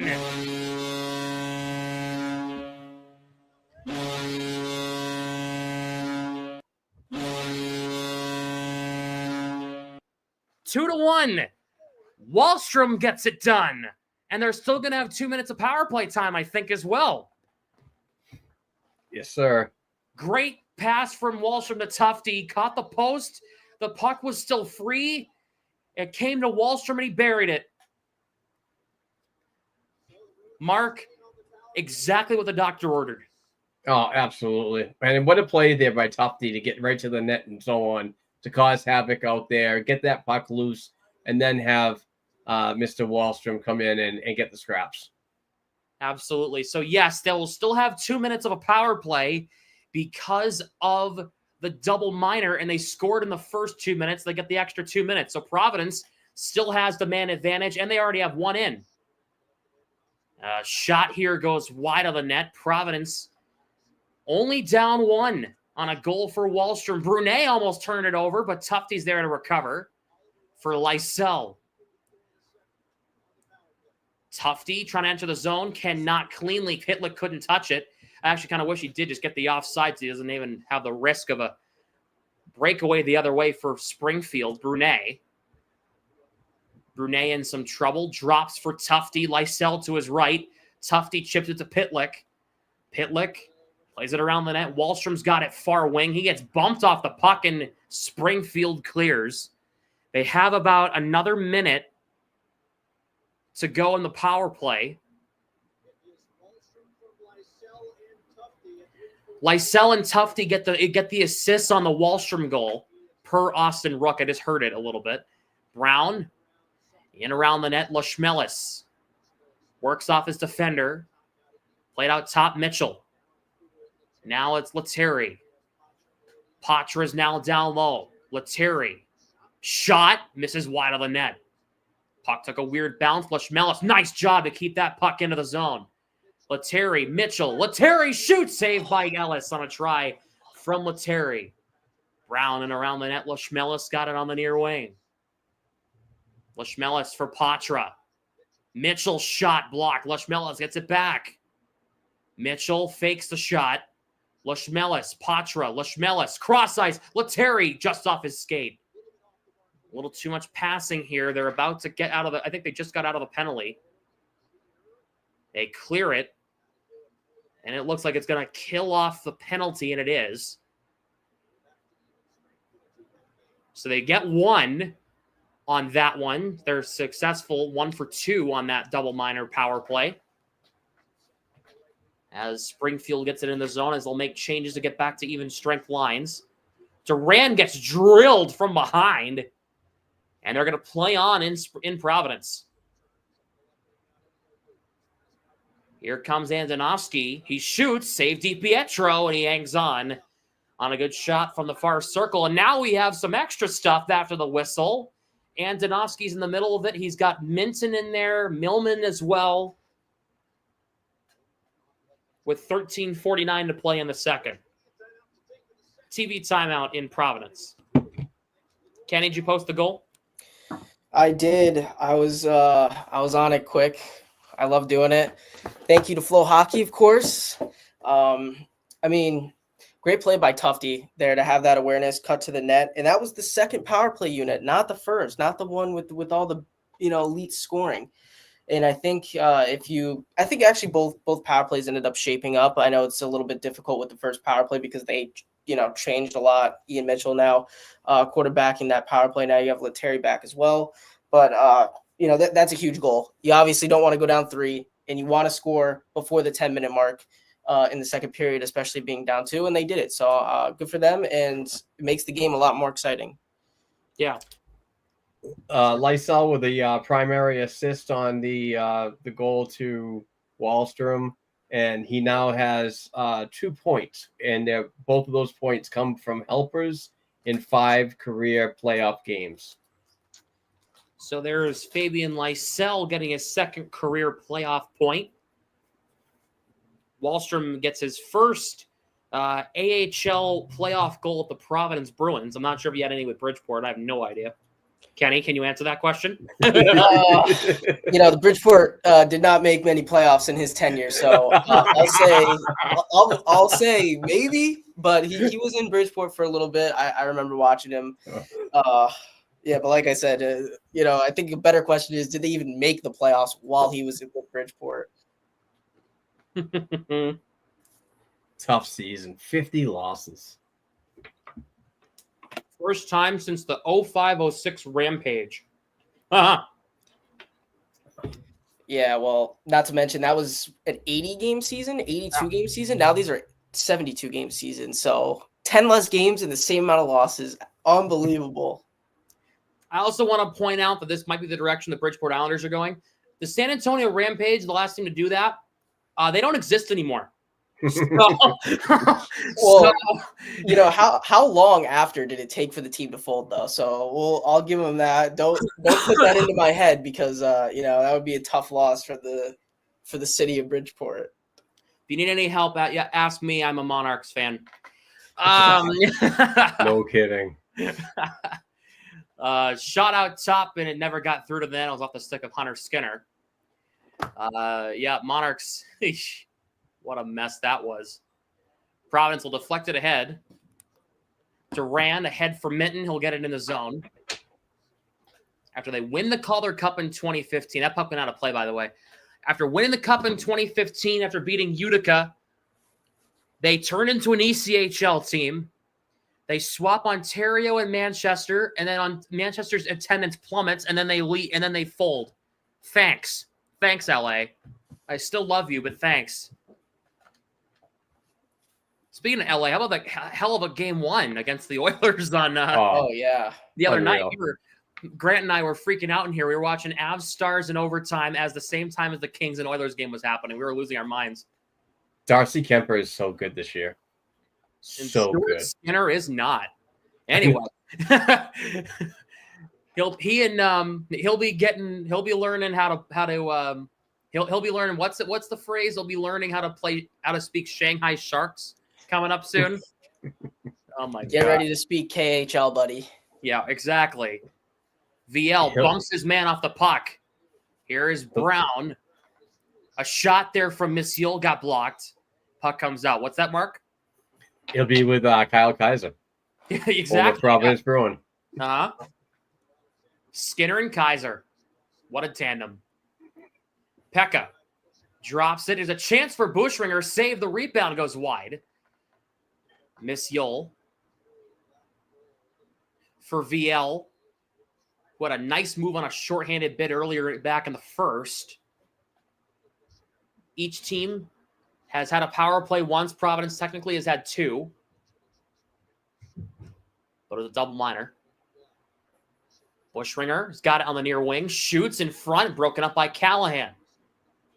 Moves it ahead for Vinny Lettieri. He dumps in. Shot to 12-9 Providence. Lushmelis forced a turnover in front, and Patra couldn't get to the pass in time. Lushmelis took it right off the stick of Ellis. That could have been disastrous for Springfield. Another turnover by the Thunderbirds. Taken back. Lettieri drops it. Patra, his shot. Save the rebound. Comes out. Brunet stopped. Here is Patra. Dangles in front. Saved by Ellis. Oh, my God. A couple of huge chances for Providence. Wow. Oh, baby. Lettieri came. Oh, what a hit by Lettieri. A huge hit behind the play in the corner. I'm glad they have the Stanley Cup playoff physicality like they do in the Calder Cup playoffs now. Lushmelis taken out. And here comes Springfield. Will get it in the zone. It's off the stick of Otto Stenberg. And in. Puck advanced ahead. Farinacci going to negate the icing against Providence. Played to the line, kept in by Ortiz. A shot. He had to fight that one off was Ellis. Shot by Millman's block. Goes through a couple of skates. Plays like a little pinball machine. Puck comes to Farinacci. Play it around Millman. Tufte out top. One-timer from Tufte to save. Providence applying some offensive pressure here. Kenny, got to love to see that. You're seeing it out of everybody. You're seeing it out of guys like Tufte. Turnover. Tufte shoots. Saved by Ellis. Continue your thought. Speaking of which, as Tufte comes down and takes a shot, but it's great to see that Lushmelis and Patra and Lettieri are starting to figure it out. That is going to be huge down the stretch, even in the playoffs. It's going to be huge for the rest of the playoffs. That's a line that needs to get going if Providence wants to be, Calder Cup champion. Also, Michael DiPietro hanging in there. I know he hasn't seen many shots after that ugly sequence earlier in the game, but makes it all the tougher, honestly, on him, and he's played well, so good for him. 9:35 to go in the second period as Minton flipped that puck out of play. We have a TV timeout. or no, it's not TV. Media timeout. I'm sorry, media timeout in Providence. It's the second media timeout of the second period. It's their first under 10 minutes. This was about the time that I did the ad read last Saturday. I'm talking about this, watching it on Flow. Nice. There you go. Austin was like, "Here, do an ad read." I'm like, "Okay." Sink or swim, kid. What's that? Sink or swim. Yeah, it's up to you if you want to float. That's right. I think Saturday I floated. So, hey, I just want to say that the Providence Bruins are playing so much better in front of Michael DiPietro. yeah. Much better than that first opening frame. Yeah. So, halfway through this game, I expect Providence to put even more pressure on here, try to get at least tie the game or get the lead.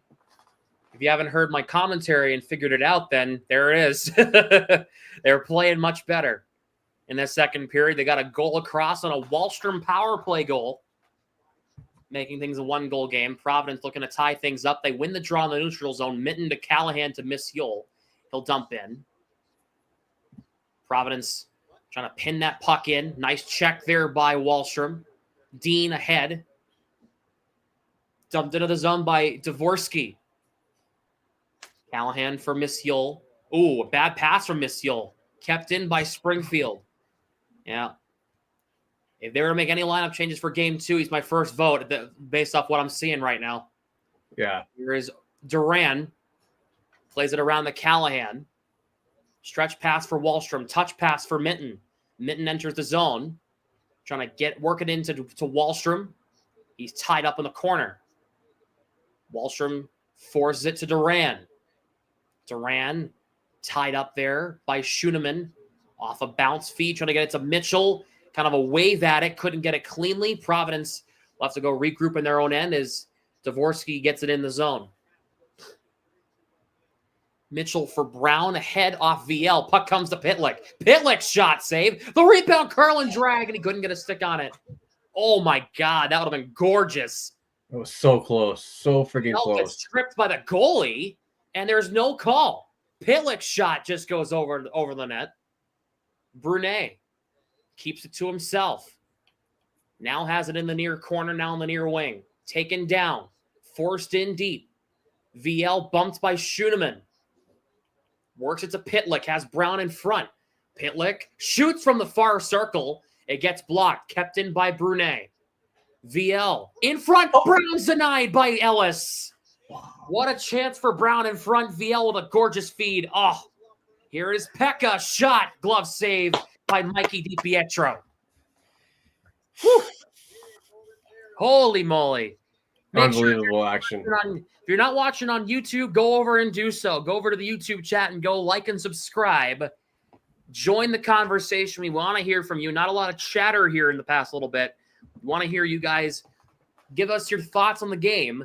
Providence playing much better in the second period, out shooting them 10-4 in the first 12 and a half minutes of this period. Yeah, can I just say here, anybody who's ever played hockey, you know that the golden rule on defense is you cannot half commit. You have to stay back or you have to go forward. And you just saw Ian Mitchell with the biggest half commit you've ever seen in your life. And that's what gives up goals in the playoffs. That's what gives up goals in hockey all the time. So if you don't want to get benched, don't do that, please. As Springfield has possession in the offensive zone, Andonovsky, chance in front, deflected, and now Lettieri gets a drop from Patra. They play a little catch. That's Farinacci. Farinacci gets it in, comes to Ellis, and like the stop. 7:23 to go here in the second.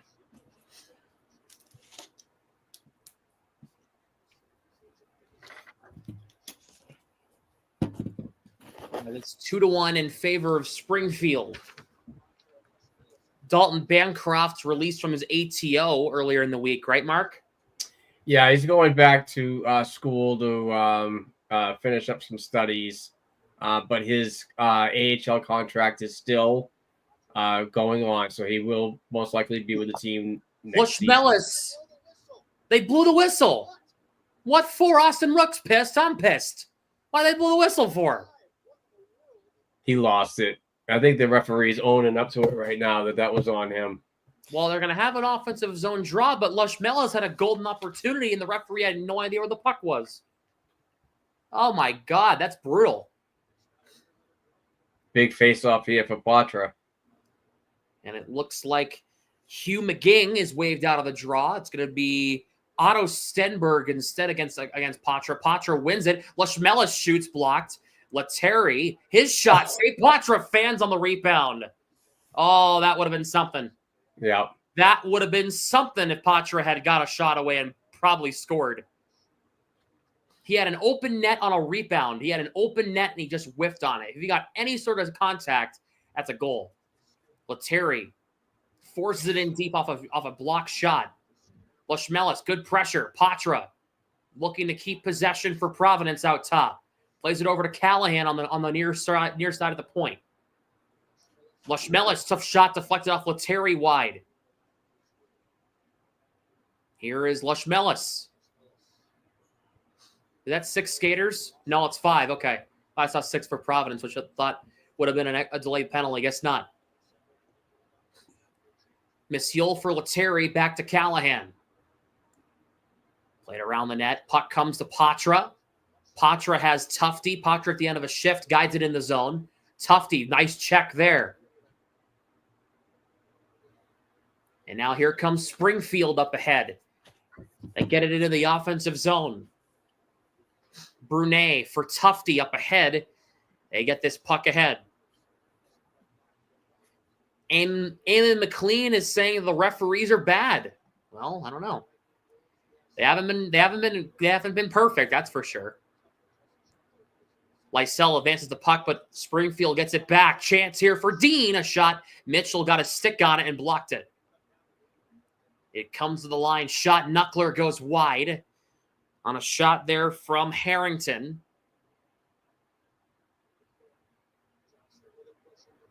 Lysell gets it into the neutral zone and out.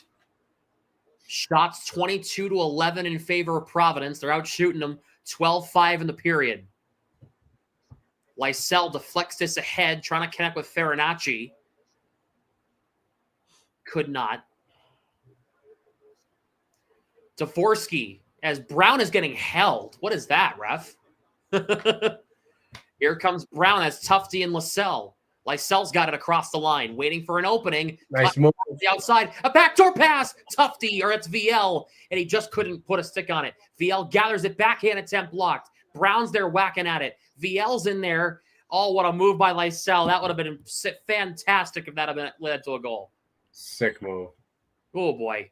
See, he's got it. He's got to put it all together. He's got it, though. He's got it. Absolutely. He's definitely got it. DiPietro through Millman. Puck comes to the line. Here's Loof. His shot. Deflection. DiPietro passes through it, and he's got it. They stopped 4:27 left in the period. Great save down low by Michael DiPietro. Something that he's really worked on during the offseason and into training camp and throughout this year with Mike Dunham.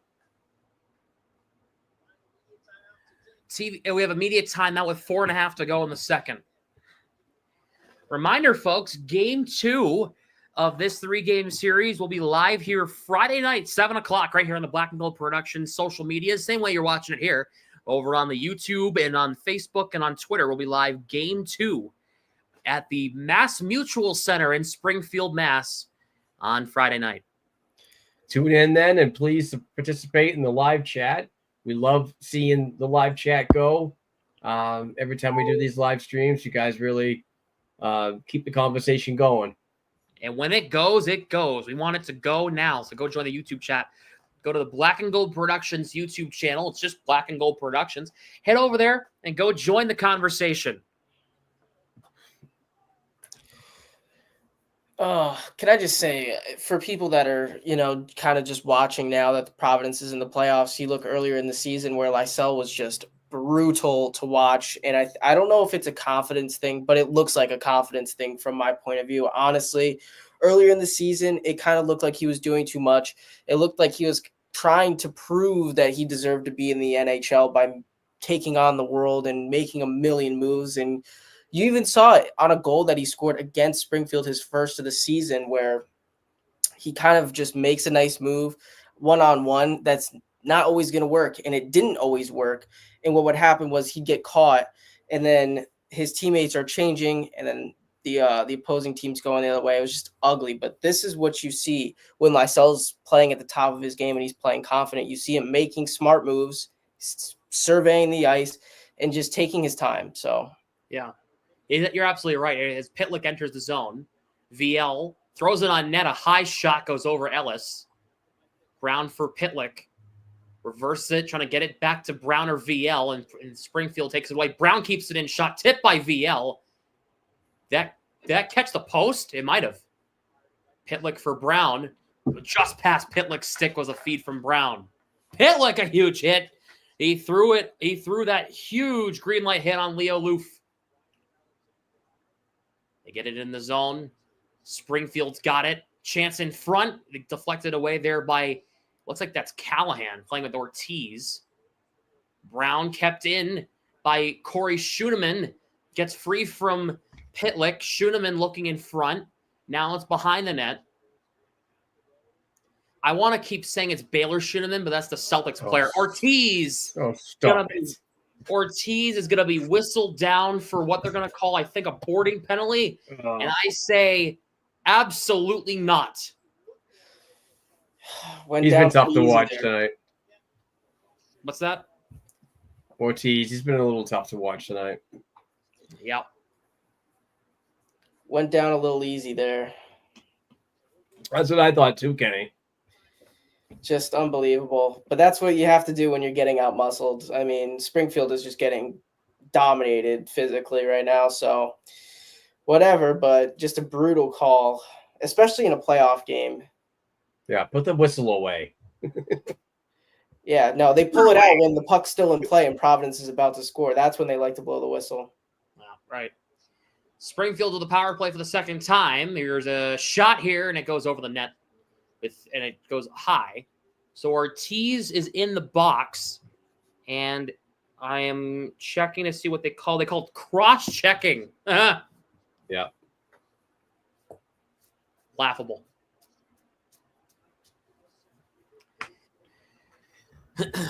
Farinacci will take this draw against Callan, and Farinacci wins it, and Callahan will clear it down the ice.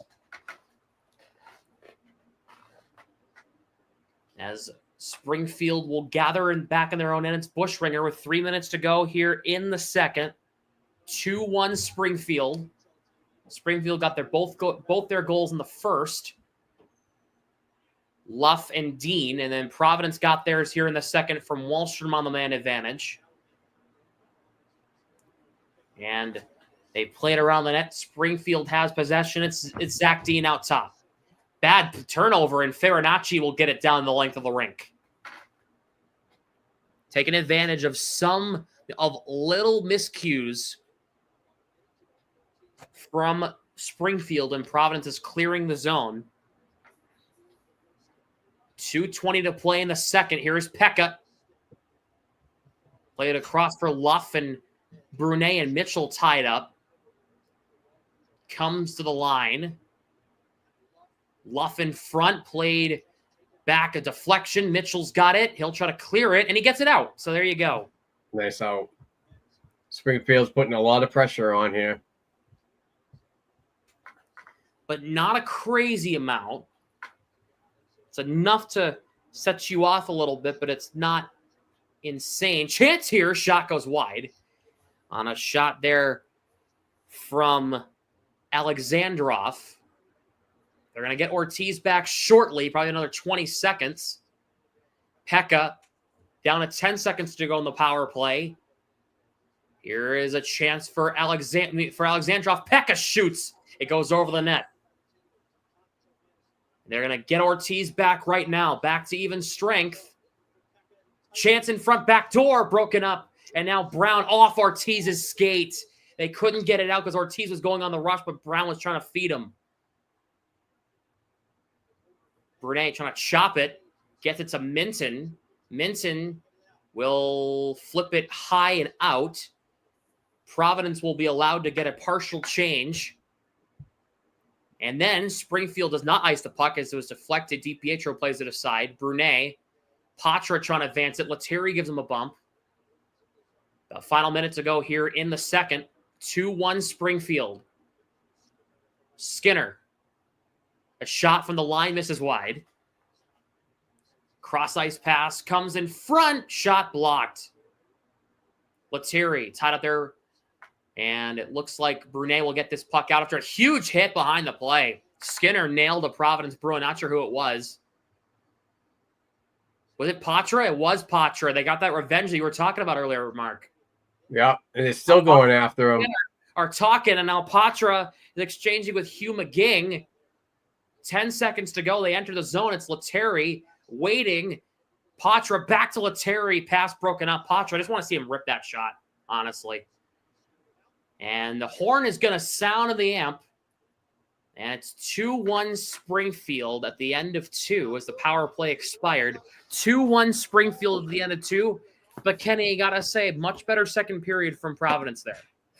Much better. Much better. I'll give them that. They're chipping away, which is good. They gave up an okay amount of chances, but they produced a ton. So this is one of these games where I would really, really like for them to pull this one out, because this would be a tough loss to begin this series and begin the playoffs, especially when it feels like you're dominating the other team and you just don't win. I feel like they shouldn't be.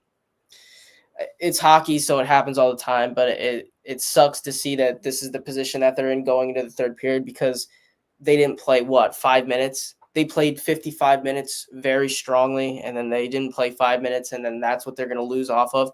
But that's the playoffs, and that's what happens when you're playing in a 3-game series. Every minute counts, and right now it's not looking great, but it's not looking bad. So I'm excited to watch this third period. Yeah. Mark? Yeah. Tighten up defensively. You got to rely on your goaltending. DiPietro's your guy, but you gotta finish and create more opportunities. Producing more from the back end wouldn't be a bad idea, and a better net front presence in the final frame. I'm feeling that I'm not seeing much of the big body like Riley Tufte taking advantage of getting to the front of the key and creating havoc in front of what's his name, Nelson? What? No, sorry, Ellis. the goalie, Okay. Ellis. Yes. Yep. NHL score update. I know we haven't talked about the NHL a lot tonight, but the Capitals have a 2-1 lead on the Canadiens in Game 2 of a first-round series after Ovechkin scoring in overtime. Here comes a superhero Ovechkin. Lord and Savior Jesus Christ comes in and scores 2 goals for the Capitals to win Game 1 in OT. How about that? Yeah, it was a good series so far. I was hoping Montreal would kind of pull it out and upset, but I don't know. Good to see Logan Thompson back in the crease, though. Yeah, for sure. Stars and Avalanche tonight out in Denver, Game 3 of that series after what was a fantastic Game 2. I watched a majority of that game. I stayed up till 1 a.m. watching that. That was phenomenal. Colin Blackwell, of all people, former Toronto Marley, scoring the overtime winner for the Dallas Stars the other night. Yeah, another series that was just a must-watch TV. Yeah. And by the way, did you see the report that Gabriel Landeskog is back tonight? Yeah, I did hear about that. So very, very exciting to see Landeskog back with the Avalanche here tonight. Interesting look right now for the AHL as Lehigh Valley's up 3-0 on Wilkes-Barre Scranton, which is an upset as it is right now. Winner of that series will go on and play Hershey. Winner of this series will go and play Charlotte.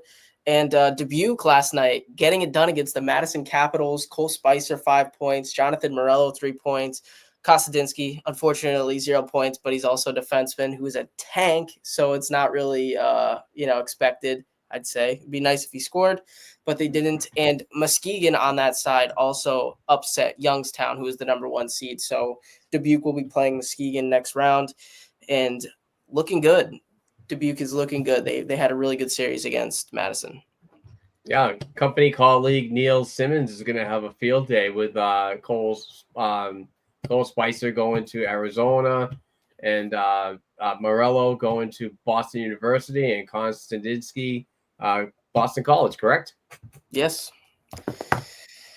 I send my apologies to one of my viewers, Citizen Kano.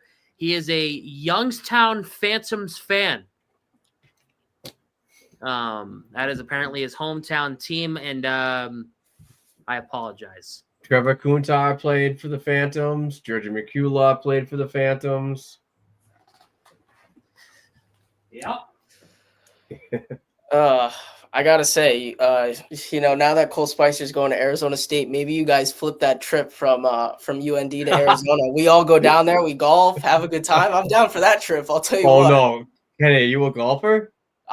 I'm a huge golfer. Played varsity Let's in high school as well. go. Yeah. Let's go. Nice. I'm not a golfer, so I wouldn't be able to tag along on that trip, but that's okay. You could drive the cart. We got to give you something to do. Fair enough. Just caddy. Just I'll tell you, grab my 7. Just grab my 7. You could do commentary. Yeah. You could be the commentary. You could be the Jim Nance.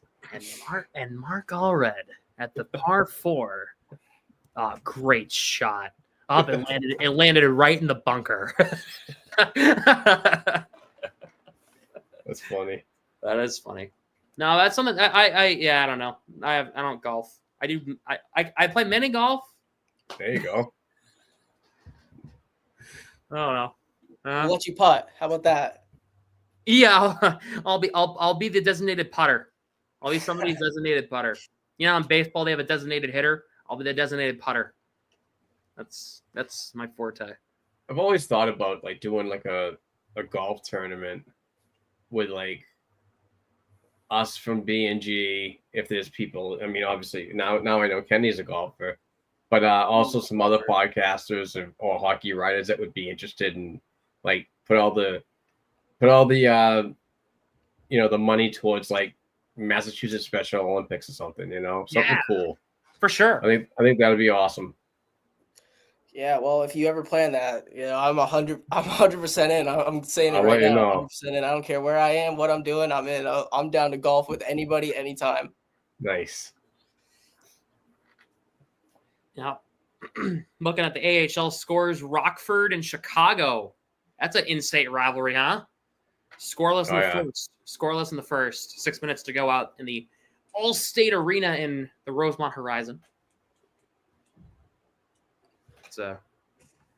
Next year, AHL All-Star game in Rockford. I would love to go out to Rockford and go to the AHL All-Star game. Those look like a blast. If you've seen the I watched this year's. Yeah, the skills competition as well. They take down the glass on the sides, so you're right next to the players. Seems like a great time. Alan Furing, the broadcaster for Bridgeport, was doing it this year. It just looks like a hell of a time. Michael DiPietro winning CCM goalie of the skills competition, racking up the accolades this season. Michael DiPietro is. Yeah. Might be able to make that trip happen, Kenny. Let's do it. Out to Rockford, because we can get the same train that I took to Cleveland. Which automatically goes to Chicago, and you just go to Chicago, and then you got to get transportation up to Rockford, but it's really not that far away. How far is it? You just grab an Uber far, or? Maybe I got to look more into it, but it's like Chicago is like a 22-hour ride. I love the train. I'm a huge fan. At that point, Kenny just fly out to Chicago. At that point, right? Rockford to Chicago is about an hour and a half. Car ride. Right. So it'd be an expensive Uber. Just get an Uber Plus or Uber XL.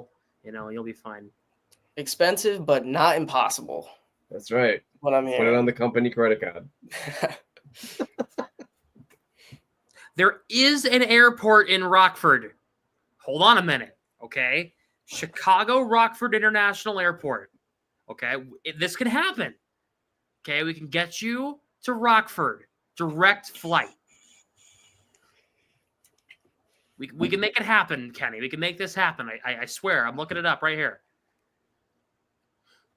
Okay, destinations. Now, would you have to connect? That would suck. Where'd you be coming from? I can come from anywhere in New York, Boston, Connecticut, any of them. I'll drive.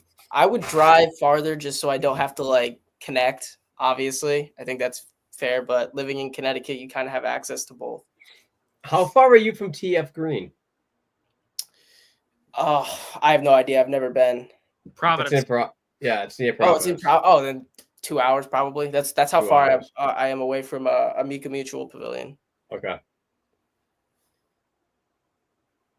Let's see. Yeah. Destinations. Hold on a minute. I need to get to this now. What's up, Will?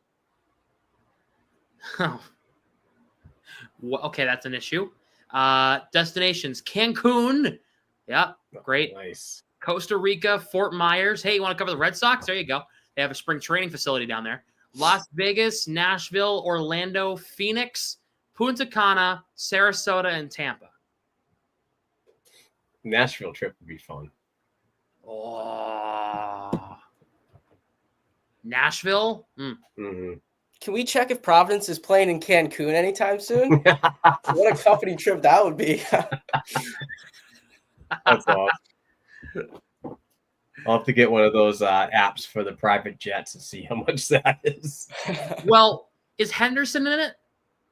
Is Henderson in the Calder Cup playoffs? Are they in the playoffs? Unfortunately, no. They were the last ranked team in that division. Okay.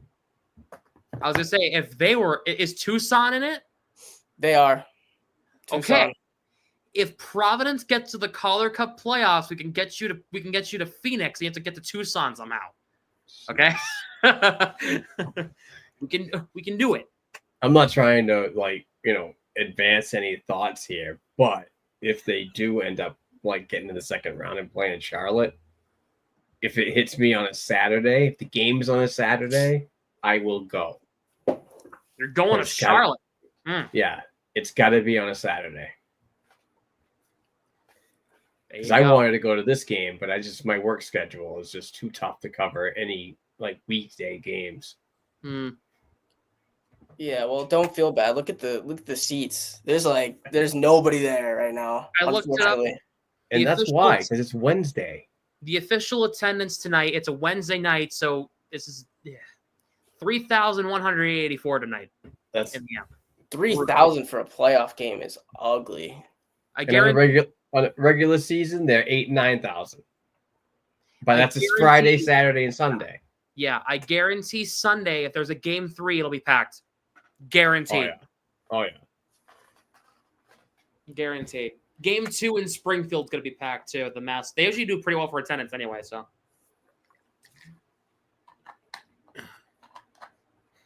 I'm bummed that I'm not making that trip. You're what? I'm bummed that I'm not making the Springfield trip. I'm actually shocked that there's not more rails that go to Springfield. There's literally one. Well, I could probably get up to Springfield. How far is that from here? From a couple hours. Well, I'm up near New Hampshire, so. Oh shoot. Oh yeah, you're up kind of near my way. Yeah. Yeah. Right next to Salisbury, Newburyport, right on the line. I am an hour away from Springfield. That's tempting. Yeah. That's tempting. No, don't spend more money, Sam. You had to spend $60 at Target yesterday. I'm not doing it. Not doing it. You want to know why? Because you're doing play-by-play for us. New chair. Okay, no, okay. The chair is back. The chair jokes are back. No, it's not because of the chair. It's because my bag broke. Oh. The one of the what's it called? Strap. Yeah, this like lock piece on the strap snapped in half. Oh, dude, that sucks. So I had to go get a new one yesterday. Right after my class, I'm like, all right, I'm going to Target. I need to go get a new bag. And you spent $60 on a bag? 55. I had to get something else while I was there too. It was the cheapest one they had, and I was in a pinch. So they had one that was $30. They had one that was $30, but it was out of stock. I'm like, screw you. Don't you have the campus bookstore? That was closed by then. I would have. Hey, you think I'm gonna get a Dean bag? I'm not a Mark. I'm not gonna get like a Dean bag or something. I'm not. Oh my god. I'm not a suck up to the school. No thanks. Oh my god. I am not a school suck up. No way. Well, I go to community college, so, there is no bookstore. So maybe you should take advantage of it, I do take advantage of it, actually. In case you were wondering. Here? No, where is it? I have a sweatshirt from the school. It's somewhere. Anyway. Oh, you gotta have a sweatshirt. Yeah, I have a zip up. Represent something. I have a zip up and I have a hoodie. I need to get a new hoodie though. The hoodie I have is like small on me now because it shrunk in the wash. Ugh, can't win. Attention, Dean Bookstore. Make stuff big and tall, please. That's all I got to say about that. And extend your hours. Yeah, too. Well, it's what, 9 to 5? It's not that bad. And they're closed on weekends. They're closed on weekends. Wow. Isn't that the time where you're supposed to be making the most money? Anyways. Because that's when they have the tours and stuff, and people come in, and I don't know. How do you like tours? How do you like them as a student? Like when I was doing tours, I hated it. I hated the tours so much. I felt like it was just a weird experience. What, like touring? Like, oh well, no, I don't tour any. Like when other people come in and tour. Yeah. How do you feel about that? Like, what do you think? They invade the dining hall. It makes it a hell of a lot harder to get a seat. That's for sure. Yeah. And then that's the one day of the week when the dining hall's food's actually good is when they have tours that day because they have to show off their best stuff. So that's when like they have like, steak and, all that good shit, which I take full advantage of, by the way. The rest of the time, it's just like today, a tuna cheddar melt. I hate tuna. Ugh. Yeah, I don't know. I'm so pissed that I have to like go through that experience again of touring colleges. It's just was not fun. Why is community college for you 2 years? Yeah, it's only 2 years. For 4 year? Yeah, unfortunately. Well, I mean, I say unfortunately, but I get to go to school for free, so I really shouldn't complain. But come up and tour Dean. I'll show you campus. Yeah, well, at least then I could hopefully get a tour from you and not like the tour guides that wear all the. No. I'll give you a realistic tour. Realistic tour. Don't come here. We don't want you. Throw the X. Oh my Kenny, god. What's your plans anyway for more schooling? Are you gonna do what you want to do, or are you gonna do something media like? I don't know. So the community college that I go to, they don't have sports media. So I had to settle for sports management, which in hindsight was an awful decision because now I'm taking business accounting courses. So I'm sitting doing spreadsheets when all I really want to do is like write articles and do podcasts and stuff like that. So it'll just depend on like what transfers over because I would hate to do all this work and then go to another school and they're like, yeah, half these credits like don't count. And then I'm like, just wasted so much time. Right. Dean has a podcasting class. No kidding. And they have a class where you're going to be able to write for the school newspaper. Kenny, this is up your alley. I'm telling you, man, come tour. I will show you around. I'll introduce you to people. This is how recruitment works, folks. This is it. They owe you half of my tuition at this point if I had decided to go to Dean. If it works for me, it'll help pay off my college debt. Anyway, third period about to start. We are underway. Providence going from right to left. Springfield going from left to right. It's a 2-1 lead for Springfield. They have the really zoomed in camera. This is really hurting my eyeballs as Ian Mitchell gets it in the offensive zone for Providence. Here is VL. Gets it back, drops it. Here's Mitchell, shoots, save the rebound. VL, Pitlick, penalty coming. It's on Springfield. Nice. Providence going to go to the power play after right here. Looks like it's going to be a hook. Capitalize on this. Need to capitalize. Yeah, they need to capitalize. They scored their first time around on the penalty. It's a trip, and 34 seconds into the third period, Providence will go to the man advantage with a chance to tie things up. Providence has the second best special teams in the AHL. The number one team is Charlotte. So if they end up making it through, that'll be an interesting series. That'd be crazy good. Special teams will be hitting really good in that series. Brown wins the draw. Mitchell, Lushmelis, controlling at the right point, walks it along the half wall. To the line, Mitchell, Lettieri, Lettieri playing catch. Lushmelis, Mitchell center point. Now at the right point, Lushmelis down in the corner. Mitchell, Lettieri, one-timer, stave, rebound in front. Wow. Goes into the corner. Potter out of the line. Lettieri throws it in front. Brown got a deflection and went wide. Lushmelis, Mitchell, Lettieri on the near wing. Mitchell out top. Mitchell shoots, tipped by Brown, just goes over the net. Lushmelis for Brown. Lettieri in front trying to find Brown. The pass got broken up by a Springfield stick. Puck comes to Lushmelis. Brown, Lushmelis. Mitchell for Lettieri. Mitchell, Lettieri near circle. Here is Poitras trying to tuck it home, and he can't. Saved by Ellis. It's cleared back down, and Providence will change. Springfield clears. As the second unit comes on, here comes Brunet. Looking to drop. Drops it to Tufte. Tufte gets it in around the net. Pitlick trying to get it to Lysell. Puck deflects, and it comes to a Springfield defender, and it's cleared back down by Scott Harrington. Brunet gets it just outside the Providence line. Brunet dumps into the zone. About 20 seconds to go in the power play here. As Wallstrom goes for a tumble. It goes Can we back. call that? Jesus. No, didn't look like they were going to call it. Should have been. Here is Brunet. He'll drop for Lysell. Lysell shoots. It's blocked. Lysell gets knocked down from behind. Another missed call. Man, these refs have been brutal tonight. Oh, man. Here is Farinacci, and now we have a stoppage as Lysell actually went at somebody.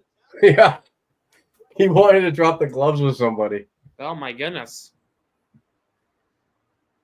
Lysell's being carried to the box. Looks like Leo Loof is going as well, which leads me to believe we're going to have some 4-on-4. Hey, real quick, this is something that I gotta say. This is the type of game I've seen for the last 2 years, from Fabian Lysell, where he gets a little aggressive and pissed off, and it leads to the opposition playing him harder, which got him injured the last 2 years by high hits, and I believe both concussions. Yep. I'm not saying don't play the game hard and so on. You're doing that. That's awesome and so on, but just be aware. Be aware of your surroundings and figure out you don't want to have what happened to you before happen again. Exactly.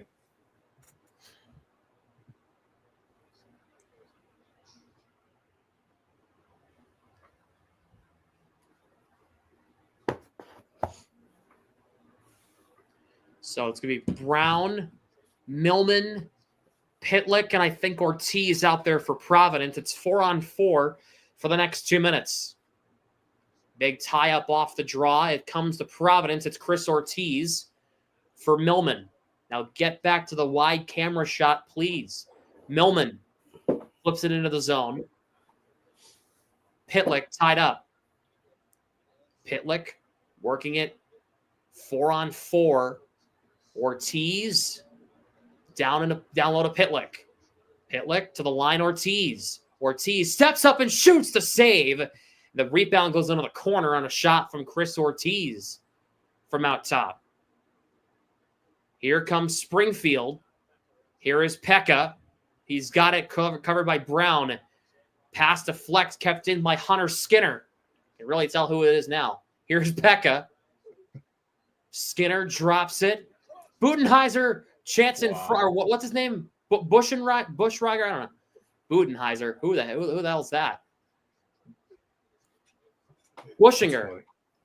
Budenholzer? Did I just say to talk about the Suns coach that just got fired recently? Oh my God. Wrong sport, moron. That's me. Luff shoots. It goes over the net. About 40 seconds to go in the 4-on-4. Brunet. For Callahan. For Lettieri. Has Mitten with him. Lettieri will drop back out of the zone. Brunet, please switch off this camera. I can't focus. Please. Yeah, it's so bad. Mitten for Callahan. Do they have one guy working two cameras or what? No. Yeah. No way. There's two guys for sure. I know that for sure. Mitten for Lettieri. Back to Mitten. Where's the puck? I have no idea. Oh my God. This is so bad. Okay, geez. We're back to 5-on-5. I know that for sure. The 2 minutes are up. Oh my God. This is brutal. What are we doing here? We were trying to do commentary. You can't keep up with the puck right now. Farinacci tied up. Zach Dean takes it away. Goes off a skate. One-timer drive. Saved by DiPietro. Mitchell ties it up. Farinacci chopped it to Missiol. Moved along. Tufte moves it ahead. They're focusing on Riley Duran when Duran doesn't even have the puck. Comes in and Ellis mercifully has the save. And now my eyes hurt. Whoever's doing the video switching needs to be fired. This is kind of getting unbelievable. Yeah, Providence isn't putting them in themselves in any good positions here. You know, it's real risky hockey right now. These two teams know each other very well. They played each other 12 times already. Patra wins the draw. Lettieri around the net. Lashmelis knocked down. Puck centered in front. Patra couldn't get a piece of the pass. It's flipped ahead. Millman going to try to beat Luff.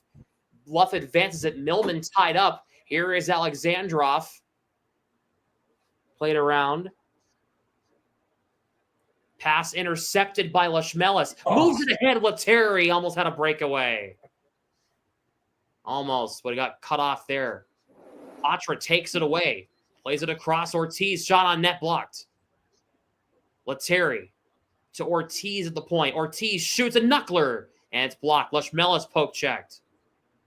Lettieri to the line. Millman couldn't keep it in, supposedly. Patra for Lettieri. Back to Patra. Patra's got it. Near wing. Shoots it on net. It's blocked.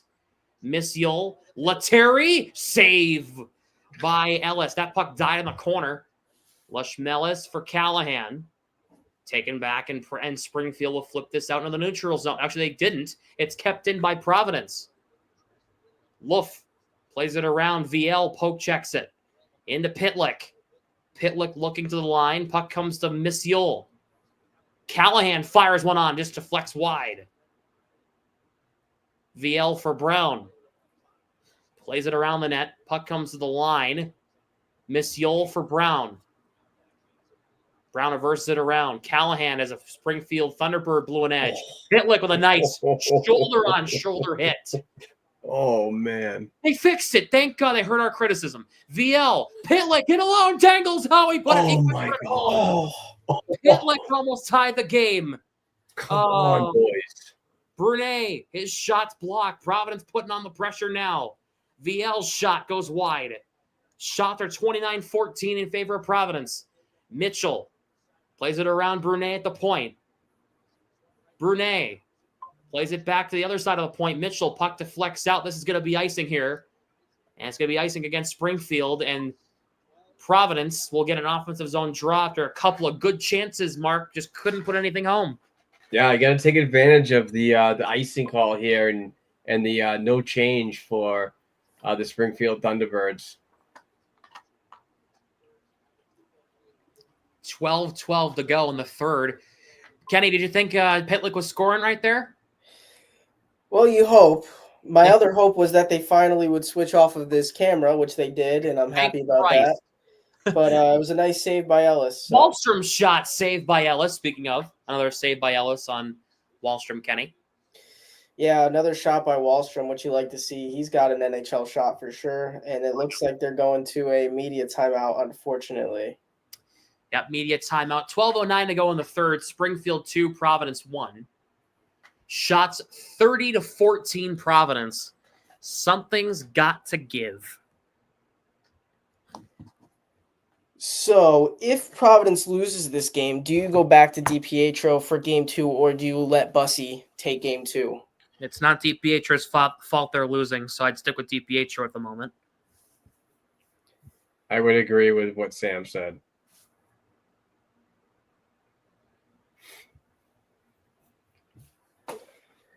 And if I'm not mistaken, which probably is a very high risk, I don't think Bussy has a very good record in Springfield. Nah, I'd stick with DiPietro for now. Well, yeah. Well, if you have the league best goalie, I would definitely stick with him for an elimination game. But what if Providence wins? Do you go to Bussy and then have DiPietro start game 3 if there's a game 3? Wow, Jesus. That's a lot to unpack there, Kenny. I know. Well, hard-hitting questions. I mean, ultimately, you got to go with, because there's a day rest in between. It's not a traditional AHL schedule, so you can have that flexibility of having your year-long starter take advantage of it. Yeah. Puck will come out, and Springfield will get it in the zone.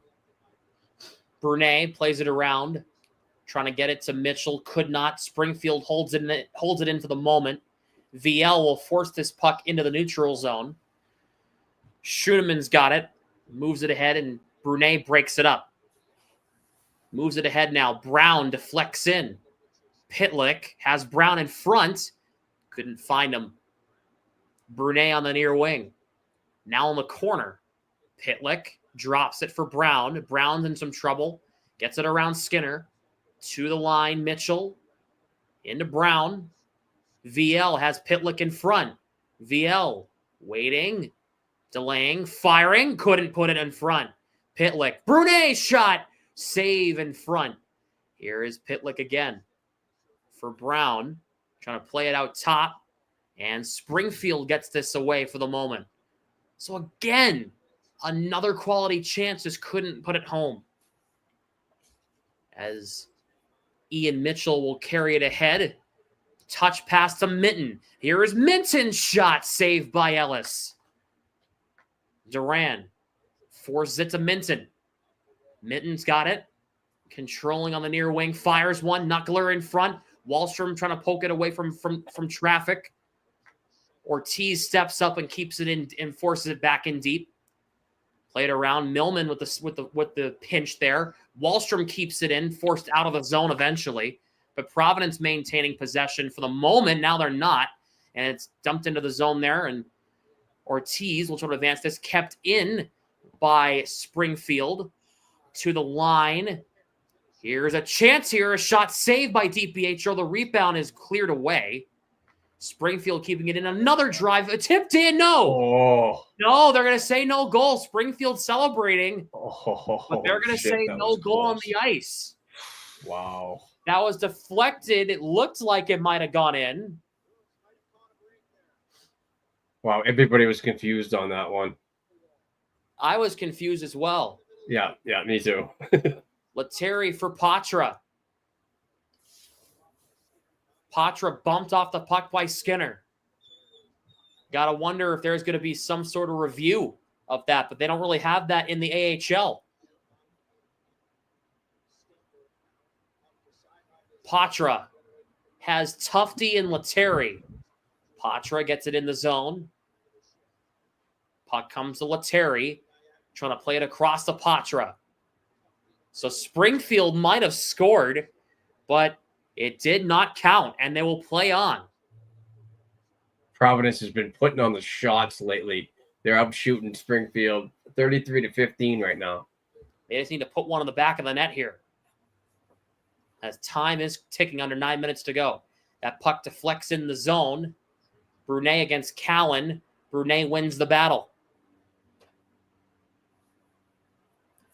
Brunet moves it ahead off Pitlick and in.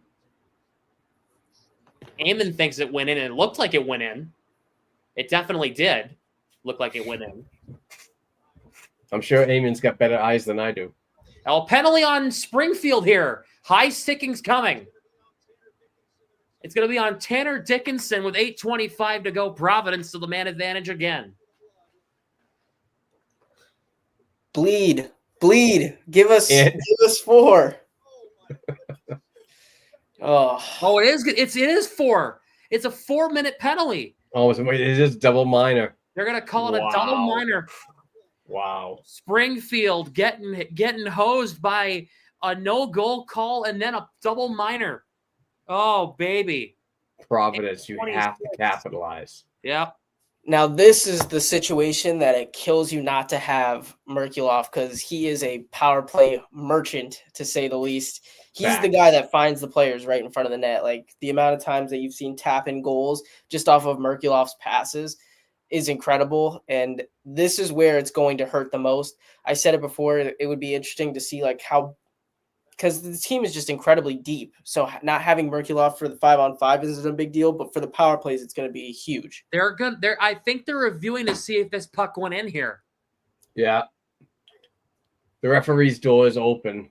The referee's in the box looking at the replay.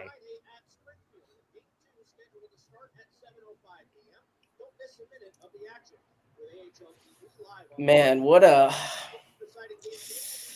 that would be brutal. Imagine you end up giving up that goal, and then now no goal.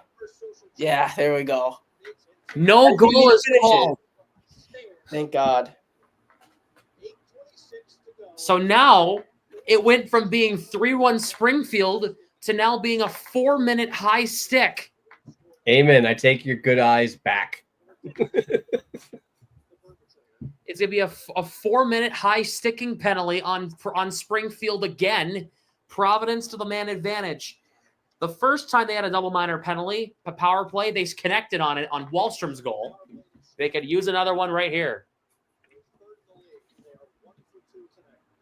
Brown, Lashmelis, Patra, Lettieri, and Mitchell for Providence. Brown against Pekka. Pekka wins it. That's brutal. Big tie up. It comes to Mitchell at the line. Patra, poke check there by Loof. Patra gets it back off a deflection. Lashmelis right off Patra's skates. And now here comes Springfield. Shorthanded, it's Pekka. Gets it in deep. Alexandrov couldn't play the puck. It's now Mitchell. He'll carry it into the neutral zone. Patra for Lashmelis. Is it around the net? Brown through Lashmelis, and if Mitchell was not covering his point, it's cleared down. Eamon with "I love being wrong" is the comment from Eamon there. Here is Lettieri for Lashmelis. Lettieri plays it around the net. Brown fans on it, and now it's moved the other way. Lashmelis breaks up a huge pass attempt there. And now here comes, I think, the second unit. A lot of passes hitting the skates at both teams. Yeah. Tufte enters the zone, chips it to Pitlick. Pitlick having trouble playing the puck. The puck is bouncing along the ice. Pitlick back to Wallstrom. Brunet, Wallstrom through Pitlick, regathers the puck. off Wallstrom's glove. Brunet's got it. Into Pitlick, takes a bump. Puck comes back to Brunet. Lysell. Wallstrom shoots. Save, rebound. Lysell, Jim Pitlick jamming, and they couldn't put it home. And Springfield clears. Pitlick is such a rock out there. Here comes Brunet. Brunet's poke check. That's dangerous. Patra trying to wave it. He can't, but Brunet's there to intercept the pass. Redeem yourself, kid. Brunet. We're halfway through the double minor. Brunet now. Carries it into the neutral zone. Drops back for Patra. Lettieri to his left. Patra enters the zone. Plays it in behind the net. Schooneman tied up there by Brown. Lettieri tied up there. Patra keeps it in. Lettieri plays it around. Leschmelis covering the left point. Leschmelis. Brown plays it around. Here is Lettieri now on the far wing. Mitchell center point. Here is Lettieri for Mitchell. Leschmelis left point. Here is Lettieri. Patra. Shot saved by Ellis. Here is Mitchell. Lettieri. Mitchell. One-timer. Saved by Ellis with 5:27 to go. Who is this Ellis guy? Kenny, if I'm not mistaken, wasn't this like Zverev guy playing for Springfield? Yeah, so they had Colin Ellis take him not really a majority, but I think he started a few games. He's been kind of the kryptonite, but the other goalie is Vadim Zarenko, who has also been very good. Their tandem has just been great this season, not to the level of DiPietro and Bussy, but it's worked against Providence. So as Springfield wins the draw and it's cleared back down. They have about another minute to go in this power play. They have about 45 seconds or so. Brunet drops back for Lysell. Gets it across the line on a nice nifty move. Tufte in front. Save the puck's available. And Pitlick was not there for it. That was Wallstrom, sorry. Was not available in time. They have about another 20 seconds to push here. Maybe, no, it's 30 seconds. Here's Wallstrom. Brunet. Harrington tied up. Skinner. Puck comes to Wallstrom. Got to work that back to the line. There it is. Brunet fires it. Deflection. Wallstrom couldn't put it home in front. To the line. Brunet. About 10 seconds to go on the power play. Lysell. Brunet. Power play's about to expire. It does. Back to even strength. Chance in front. Jam that home. Pitlick. Wallstrom put it wide. Tufte keeping it alive. Back to even strength. Springfield kills their penalty. Wallstrom for Lysell. Tufte shoots. It's blocked. And Springfield averts disaster and gets this puck out. They'll kill off the 4-minute. Here is Ortiz for crosses the line. Plays it in around the net. Minton. Wrapped up. Farinacci. Tied up. Puck comes to the line. Ortiz could keep in. Shot deflects wide off Minton. 3:45 to go in game one. It looks like Providence did not hit off DiPietro. No icing. Farinacci gets it across the line out there with Minton and Duran. That's because of the power play. Callahan moves it ahead. Puck comes to Duran. Couldn't play it. Puck's caught underneath Farinacci's skates at center ice. And Springfield will regather with 3 minutes to go. Springfield flips this ahead. It's dumped into the zone by Dean. Springfield up a goal with 3 minutes to go. Here is Lettieri. Gets it in the zone. Ellis, 37 saves on 38 shots tonight for Springfield. He has been the star, Colton Ellis. Oh, now here comes Ananovsky. Ananovsky spins, looking for a centering pass, didn't get through. Here is McGing to the line. Skinner shoots. It got caught in traffic, and the Bruins will get it away. It's Patra for Tufte. Tufte gets it in the zone. DiPietro's still in the Providence net for the moment. Brunet forces it ahead for Lettieri. Now Lettieri tied up. Played around. Mitchell keeping it in. At least attempting to. Puck eventually forced out by Springfield. Mitchell plays it back for Brunet. DiPietro looking over at the bench with 2 minutes to go. Brunet. Pitlick drops for Brunet. Providence got to push this puck. They're down under 2 minutes. This puck deflects in. There's a helmet down on the ice. Pitlick trying to look it in front for VL. Jamming his Brown. Couldn't put it home. That puck comes out. DiPietro's still in the net with 1:40. I don't know why. Got to get him out of the net. Here is VL. In front for Brown. Pitlick trying to glove it down. He can't. VL cuts. Millman enters the zone. Millman shoots. Saved by Ellis. He's still in the net. I'm not sure why. I'm not sure they haven't pulled DiPietro yet. What are they doing? They want to win this. If they want to win this, pull the goalie. Get the extra attacker out there. Brown's shot blocked. They have sustained offensive pressure. Get the extra attacker out there. What are they doing? They now pull DiPietro, and Springfield ices the puck with exactly 1 minute to go. What are they doing? They waited about 45 seconds too long.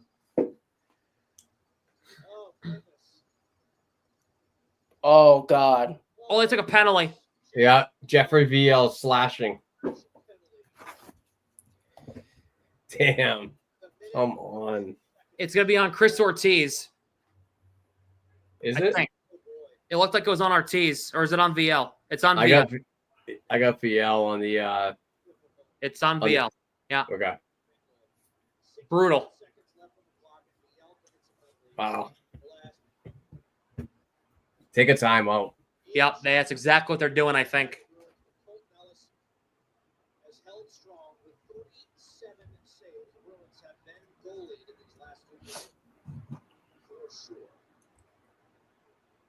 Oh, man. Oh, brutal. Brutal. This sucks in a best of three freaking series. This is why I really, really hate this. Like, I always thought that the thing was the AHL was always thriving on trying to get more asses in the seats. Well, wouldn't you do that on both sides with a 7-game series? If needed? Come on. I mean, I didn't go to freaking college or anything like that, but economics tells me that, hey, if you make these series a little bit more than 3 in like the first and second round, like the first round's best of 3, second round's best of 5, and then it goes 7-7. Well, I'm sure they do it like that so they could just, because I think if they wanted to make every series 7 games, I don't know if that would work, but I know they probably expand it so so a lot of teams can make playoff revenue, make that extra money for the playoffs, ticket sales, stuff like that. That's my guess, because honestly, the way the playoffs are is just hideous. Brown will take this draw against Pekka. They needed to win the draw. They don't. They're probably going to try to kill the clock here. They need to get DiPietro out of the net.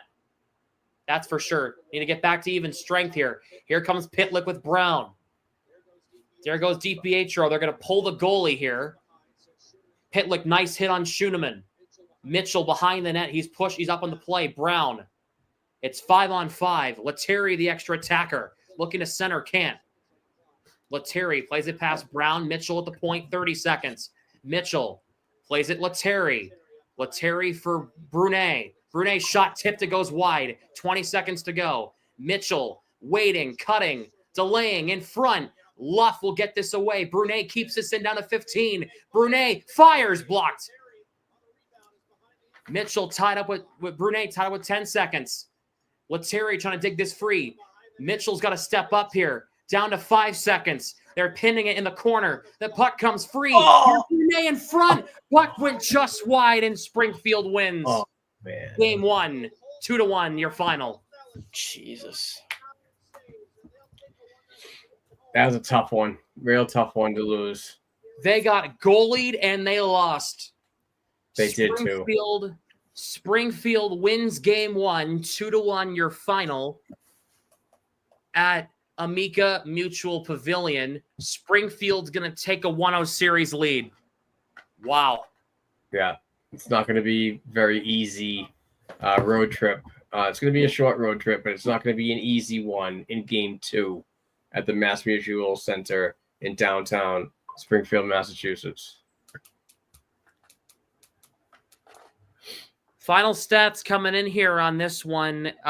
Providence, 40 shots on net. Springfield had 15. DiPietro, 13 saves on 15 shots. Ellis, 39 saves on 40 shots. That's what I got here. Wow. Yeah, it's just not good. The offense gets goalied by Colton Ellis tonight, who is the star of the game by far. Kenny? Just a tough game, and like I said earlier, it's always horrible when you play 55 minutes of just great hockey, dominant hockey, and then just 5 minutes out of the gates, you struggle, and that's what cost you the game. I mean, shots are 40-15. Now, what you take out of this game is going to be important, because if you play like that for another 2 games, they're just not going to beat you. That's not going to happen every night, especially with Michael DiPietro between the pipes. You're not going to give up 2 goals off the bat. If you give up 15 shots, Bussy or DiPietro, it's going to be a win. It's going to be a win. It's just that's how it is. A very irresponsible penalty by VL at the end of the game. I understand frustrations are high. Everybody's played in a game where you get a million shots and you just can't solve the goalie, but that's not the way that you could. It's not a way to respond, especially in a 3-game series, and I'm going to keep harping on that. It's a 3-game series. Every minute counts. Every shot counts. Every second counts. And it'll be interesting to see the Game 2 lineup, because honestly, I've kind of had enough of seeing Miziol. Ortiz wasn't great, but I think he could be better.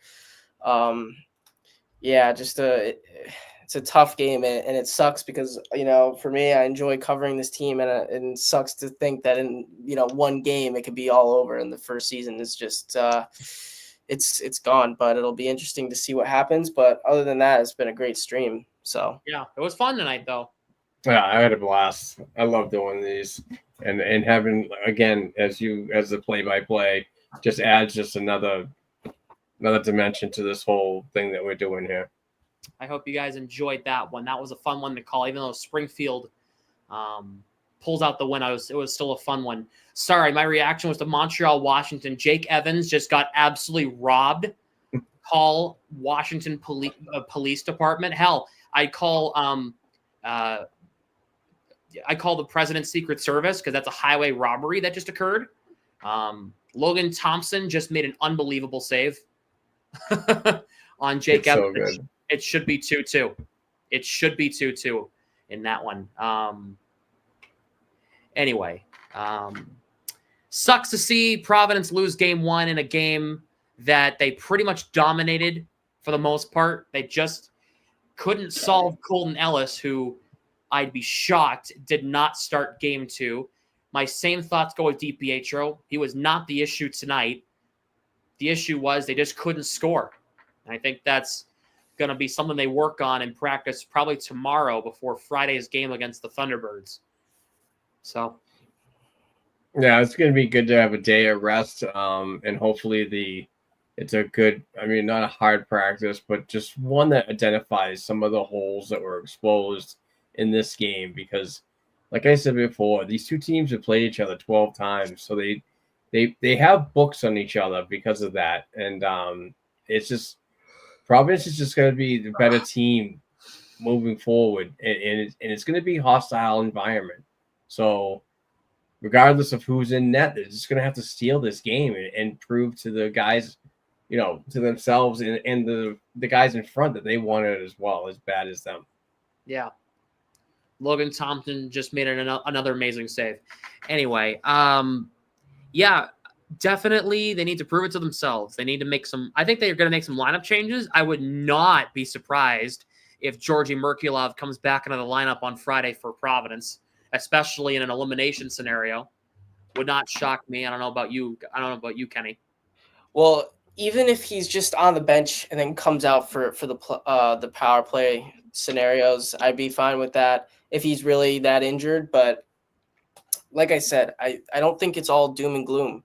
Providence dominated that game, and if they do that again, if they do that another 10 times, they're going to win the next 9, honestly. So I hope they take that with them. I hope that they don't worry that it's an elimination game and they play it like a regular game, and we'll see what happens. And Sharon just asked, isn't Merkulov hurt? He is. I don't. Obviously, the AHL with the injuries isn't that extensive, but so we don't really know how injured he is. He took a hit against Charlotte earlier this month, I think. I have it posted on my Twitter account if you want to see it. He just took an awkward hit. He got right up, so it was weird, and he hasn't played since. So yeah, for sure. Ah, man. Just a tough loss. It sucks. It kind of sucks. Not gonna lie. No, it's true.